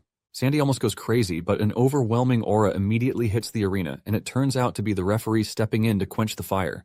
He asks them when he gave them permission to start chatting, and Sandy protests, telling the man that Alan launched a dangerous attack on Laika. The instructor basically tells her to shut her mouth, saying those who have lost have no right to speak. The man mentions that he is the sole decider of whether the match continues or not, and Aegis apologizes for butting in. The referee then declares the match over, crowning the West Hall as the winners of the match. He then mentions that everyone except those participating in the next match should leave the arena. Aegis carries Laika, and he tells her to take her sword. Langus and the others are worried, but Sandy tells them that she will be fine because she has already given her a recovery potion. However, it is going to take some time for her to recover, so they will be taking her to the infirmary. As they walk past, Zeke thanks them and apologizes for the inconvenience, but Aegis tells him not to mention it, while saying he could see that he was also ready to step in. Sandy then talks about how weird the whole thing is because Alan might be strong, but he shouldn't be strong enough to overwhelm Laika the way he did. Aegis tells Sandy that things have been weird since the first match, which was Lila's match. He is pretty sure that Venial and his people have something going for them, and he can only wish that Zeke would stay safe. Zeke assures them that he would be fine, and he confidently steps into the ring. Venial enters the ring, talking all big, while telling Zeke that he has no chance at defeating him. Zeke ignores him and starts stretching for what is about to happen. Venial loses his mind when Zeke basically ignores him, and he is still talking about how much he is going to beat Zeke when Zeke reaches him and punches him in the mouth. Just one strike from him sends Venial crashing into the wall, leaving a big impact that scares everyone. Even the instructor is left in shock, and Zeke berates Venial for being so weak, even though he is the loudest. Zeke stares down on him like a psychopath, telling him that he is there to give him the real combat that he was looking for. Venial's comrades scream in fear as Venial is sent flying into a wall. When the dust finally clears off, Venial is bleeding all over, but he can still stand. He wonders how Zeke was able to survive his counterattack unscathed. Zeke, on the other hand, has noticed that he is trying to use wind magic, and he asks him if this is the technique that his great house uses. Zeke lets this go and casually asks him how he is feeling after tasting real battle. However, Zeke lets him know that he was even holding back. Venial is still screaming at him when Zeke appears behind him, punching him in the back of the head. Venial is knocked to the ground again, while wondering what is actually wrong. He wonders how he is getting beaten around by Zeke. And while he is in the middle of this thought, Zeke appears before him again, punching him in the chest for getting carried away during a match. Venial falls to his knees and he coughs up blood, while Zeke casually tells him that it's been 3 times now. Venial asks him what he is talking about, and Zeke lets him know that he's died 3 times already. He reminds him that the first was his face, the second was his neck, and the third was his heart. Zeke tells him that if this were a real battle, he would already be dead 3 times over, and he is only alive because he held back. Venial still can't comprehend what is happening, and Zeke kicks him in the head, reminding him that he wants a real battle. Venial tumbles in the dust as if he doesn't even have any strength left. Sandy is left in shock, and she concludes that what they are watching is not a freaking fight. Aegis realizes that with everything he's seen so far, Zeke was just messing around with him. He believes that Zeke considered it an exhibition match because when it comes to a real battle, Zeke is a freaking monster. Back in the arena, Zeke stares down on Venial while asking him if he's finally understood how real battle works. With Venial's face in the dust, Zeke reminds him that he was the one who said it is important to crush one's enemies thoroughly. Zeke admits that Venial and his friends are most likely going to become excellent warriors. Venial starts struggling to get back up, and Zeke lets him know that the whole situation cannot even be compared to a real battlefield because there are instructors watching with recovery potions at hand. He tells Venial that his idea of a real battle in the arena is pretty naive. Zeke scolds him, telling him that he is only trying to look away from his own weaknesses. Venial gets mad, and he yells at Zeke, telling him to shut his mouth. Angered, his wind magic leaks out, taking over the arena, leaving everyone in shock. Venial is pissed that a lowlife like Zeke is trying to preach to him, and Zeke just smiles at him because he believes that he is only going through a rebellious stage. Zeke confidently tells Venial to go all out against him since he is his opponent. Venial loses it, screaming at Zeke and telling him to shut his mouth and stop acting like he knows everything. He unleashes his overwhelming wind magic, hoping to catch Zeke even if it is just once. The spectators are left in complete awe because of how intense the fight has gotten. Someone mentions that what they are looking at is the wind aura of the Fafnilde family, one of the 4 great houses. Their aura is imbued with the power of wind, which is invisible, so one can't see it with the naked eye. Sandy hears this and mentions that it suits the family pretty well because they are a bunch of sneaky brats. Aegis tries to calm her down, telling her not to say such, but admits that it is pretty troublesome. He says it is a bunch of continuous invisible attacks, but surprisingly Zeke is easily dodging the attacks. Venial screams out in frustration, asking why he can't hit Zeke.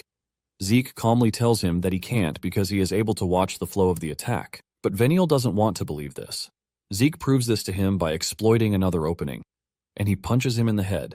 Venial holds his head in pain while resuming his attempts to catch Zeke. Zeke teases him, calling him a rebellious teen, and after some time, Venial tires out. Zeke teases him, asking him if he is finally satisfied, but Venial yells at him, saying he is not. He tells Zeke that he is going to kill him for mocking him, and Zeke commends his tenacity, telling him that it is fit for a warrior.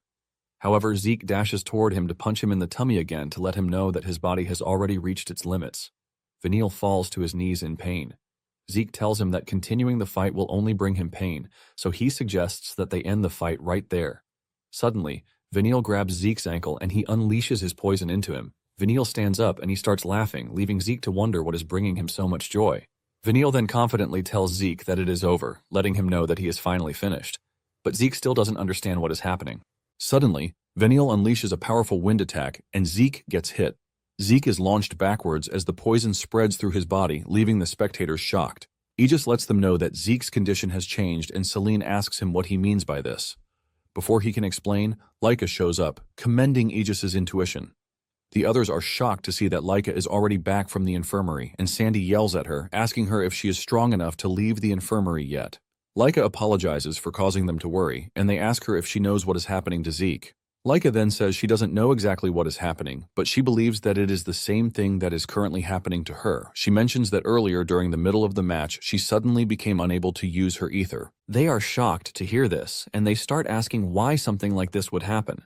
Laika says she has no idea, but the same thing actually happened to Lila in her first match because she was acting pretty strange.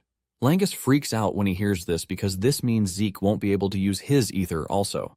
On the battlefield, Venial believes he finally has the upper hand, and he starts laughing maniacally, telling Zeke that he is going to make sure he never defies him again.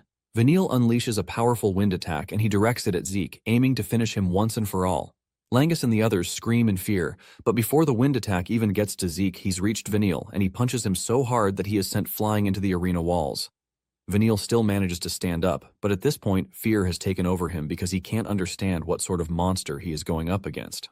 At the same time, Laika is not surprised that Zeke can still fight pretty well, even though he can't use his ether, since this is the kind of freaking monster that he is.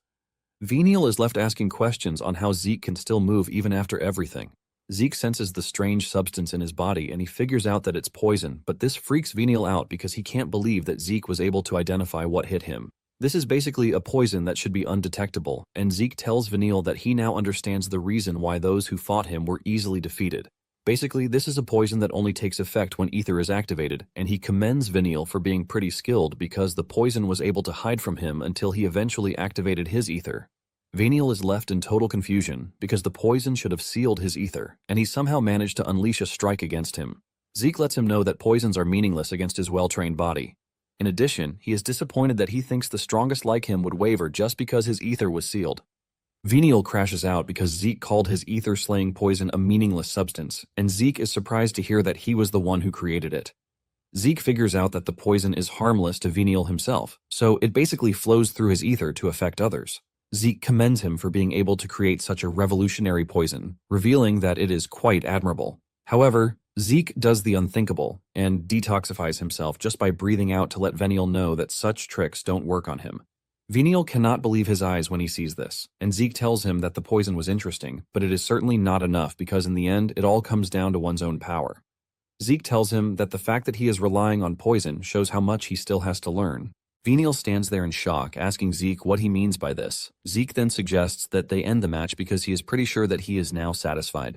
Venial groans in frustration when he hears this, and he remembers how he has been living his life since he was a kid. Apparently, since he was small, his mother had always told him that he must become the head of the house no matter what it takes, letting him know that he has no value if he cannot become the head of the house.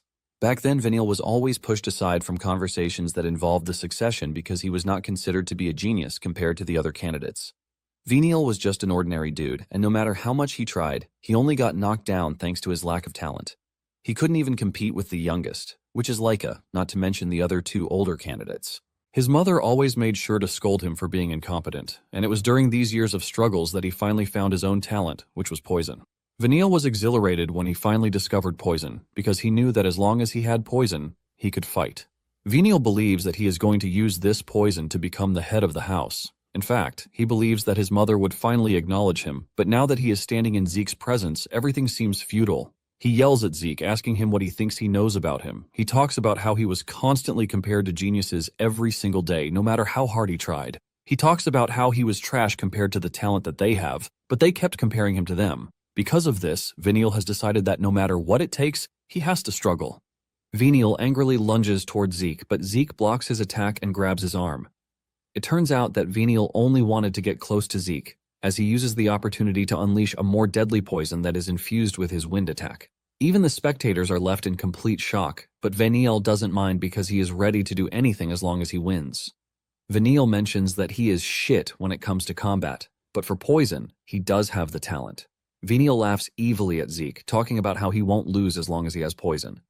It turns out that Venial was holding back from using this particular poison, but at this point he's realized that he has no choice. It is a form of poison needles and a deadly smoke that even he who created it finds so hard to detoxify. Even though he knows he is going to breathe in some of the poison, he doesn't mind because he is willing to go that far just to make sure he wins. Suddenly, everything becomes clear to him, leaving him completely shocked.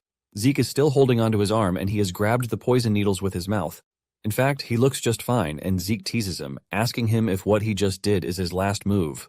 Venial freaks out and he crashes to the ground in fear, leaving him to start asking questions like what type of person Zeke really is. He closes his eyes, waiting for the finishing blow, but Zeke grabs him, telling him to listen to what he is about to say. Zeke lets him know that he is missing an important point, and Venial asks what it is. Zeke tells him that to become strong, talent in martial arts or even talent in manipulating ether does not matter. He lets him know that the only thing that matters is his thirst to win because that craving alone is what leads to true strength. Zeke also berates him for saying he has no talent for martial arts, telling him that it is pure nonsense. He tells him that the only problem is that his weapon doesn't suit him. He tells him that the iron fan he is using doesn't fit him, and he mentions that something with a slightly longer handle would do. Zeke says an umbrella should do the job, but Venial is left in complete confusion because he has no idea how he is supposed to wield an umbrella. Zeke lets him know that he is not joking because the weapon might be rare, but just like the iron fan that Venial wields, the umbrella has its own long history. Basically, Zeke believes that everything and anything in the world can be used as a weapon. Venial is left thinking hard about what he just heard. Zeke slaps him on the head, telling him that he is lamenting about his lack of talent for battle, but considering the actual battlefield, Zeke believes that he is even more of a warrior than anyone. Venial is shocked to hear this, and Zeke tells him that just as he said, anything goes on the battlefield as long as he wins. Zeke tells him that he cannot protect anything if he holds on to things like warrior's pride, so he must use every means possible to win and protect what is precious. Zeke tells him that this is basically why his way of thinking is not actually wrong. However, the only place where he is wrong is where he is applying the said thinking. Just then, Zeke tells Venial to come to him, assuring him that he is going to make him as strong as he wants to be. Veniel looks at Zeke like he is some deranged fella saying trash. Zeke points out the fact that he is stronger than him, and he assures him that under his guidance, he won't have to lament over things as small as talent because he is going to be the one to forge him. Hearing all of this, Veniel is left completely confused, but suddenly, Zeke reminds him that they are still in the middle of a match. Zeke proceeds to deliver the final blow by landing an uppercut that sends Veniel into the air, and knowing fully well that he is going to pass out, he tells him to come and find him when he wakes up. Once Veniel is completely knocked out, the instructor ends the match. The instructor is left totally in shock at how Zeke was able to detoxify the poison in a split second. He declares East Hall as the winner of the competition, and Langus and his comrades roar for joy. Even Aegis and his guys clap for them because they deserve the win. With the competition over, the selection matches were also concluded. After this, Zeke and everyone who participated in the match were called to dinner with the instructor so he could explain their special mission. The other representatives from the other two halls are surprised that they are also invited to dinner when the East Hall was only for the winner.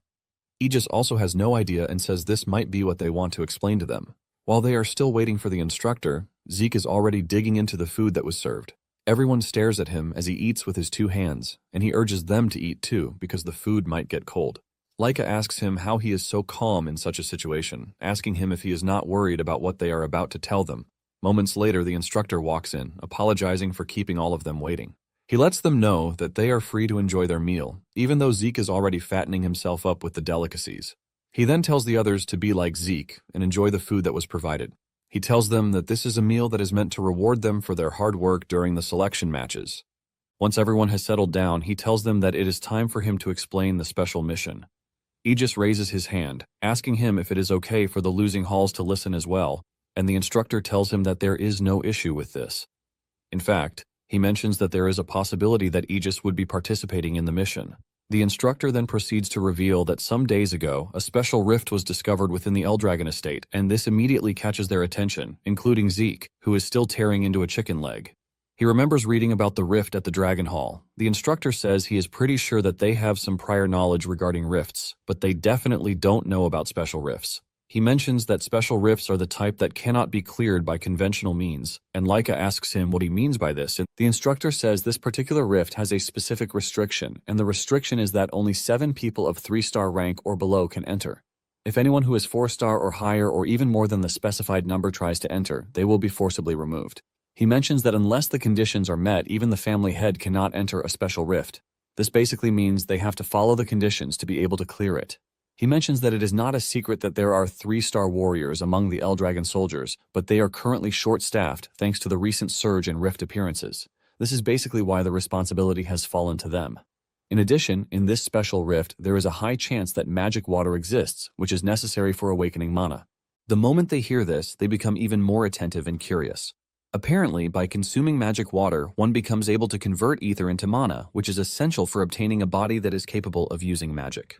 Zeke hears this, and his eyes glow brightly because he's always wanted this. The instructor reminds them that the world is currently being ruled by the 8 great families, which includes their Eldragon family. However, the Eldragon family is the only family that lacks a magic spring from which magic water flows. To put it simply, the mission is to clear the special rift and recover the magic water. It is a very important mission where failure is not an option, but there is another issue. He lets them know that where the rift appeared is adjacent to the Cerberus family, which is one of the 8 great families. He lets them know that there is a possibility that they want the rift for themselves too. With this in mind, they held the selection matches to choose the most capable 3-star ranks and below. Upon hearing this, Aegis assumes that the 7 winning members from the East Wing will be the ones to clear the rift. However, the instructor lets him know that the East Wing might have won. But this automatically doesn't mean that the 7 will automatically be the recovery team.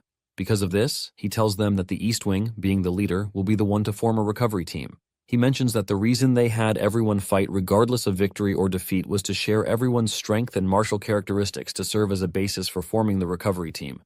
However, there were some who were unable to show their true potential thanks to Veniel. The instructor then turns to Zeke, telling him to choose the members of the recovery team. Zeke is shocked when he hears this, and he asks why it has to be him. The instructor then reminds him that he is the representative of the East Wing, and Zeke argues that he never planned to be the representative. Zeke then points to Laika, telling her to decide, but he lets her know that he has to be on the team. Laika is surprised, and she asks Zeke if he is sure about this. Zeke tells her that if he chooses the team, he is just going to choose himself. Laika freaks out in shock, but knows that this is actually the truth. In addition, Zeke believes that it is good for Laika to know how to judge people with her own eyes if she is aiming to become the head of the house. Zeke then turns to the instructor, asking him if it is fine to hand over the role of representative to Laika, and the man says he doesn't mind. However, he lets Zeke know that leading the recovery team would put him one step closer to becoming the next family head. Zeke cuts in, telling the dude that he is not interested in becoming the family head, shocking everyone in the room. They start asking him if he is serious, and Laika lets them know that Zeke is actually serious. Zeke reminds them that it is his business to focus on whatever he believes is valuable to him. He just mentions that he is not wrong, but at the same time, if he becomes the family head, he would have everything in the Eldragon family in his hands. Zeke confidently tells them that he doesn't need any of this because there is only one thing that he seeks, and this is the pinnacle of martial arts. This leaves everyone in the room speechless, and Zeke tells Laika not to worry about him, telling Laika to go ahead and choose whoever she wants to take with her. Laika acknowledges this, and she stands up to make her pick. Meanwhile, at the Cerberus family, the family head, a cold-looking dude with a big cigar and shades on, just learned that a special rift has opened in the fertile forest, and the Eldragon family, whom he calls lizards, are already moving in. The family head is pissed that he is just getting the information at that moment, and his attendant apologizes in fear, telling him that he is sorry. He reveals that they were misled by the Eldragon family, which is why the discovery of the rift was delayed. The head of the Cerberus family asks if there is something interesting about the special rift, and his butler tells him that there is a high chance of magic water being in the rift.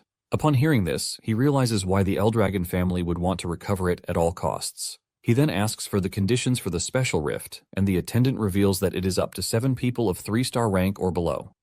The family head realizes that this is not a difficult condition, but it appears that the Eldragon family has made the first move. He figures out that the Eldragon family is going to take all the slots. His attendant lets him know that the Eldragon family doesn't have enough soldiers to spare, but there is information that they are sending brats that they are currently training as soldiers. The family head is surprised that they are planning to clear the rift with a bunch of kids who are not even foot soldiers yet. The attendant confirms this and asks if they should also form a team of 3-star ranks and below immediately. The family head lets him know that it is already too late to form one now, but if it is kids clearing the special rift, he is pretty sure that Balza's heir would be among them.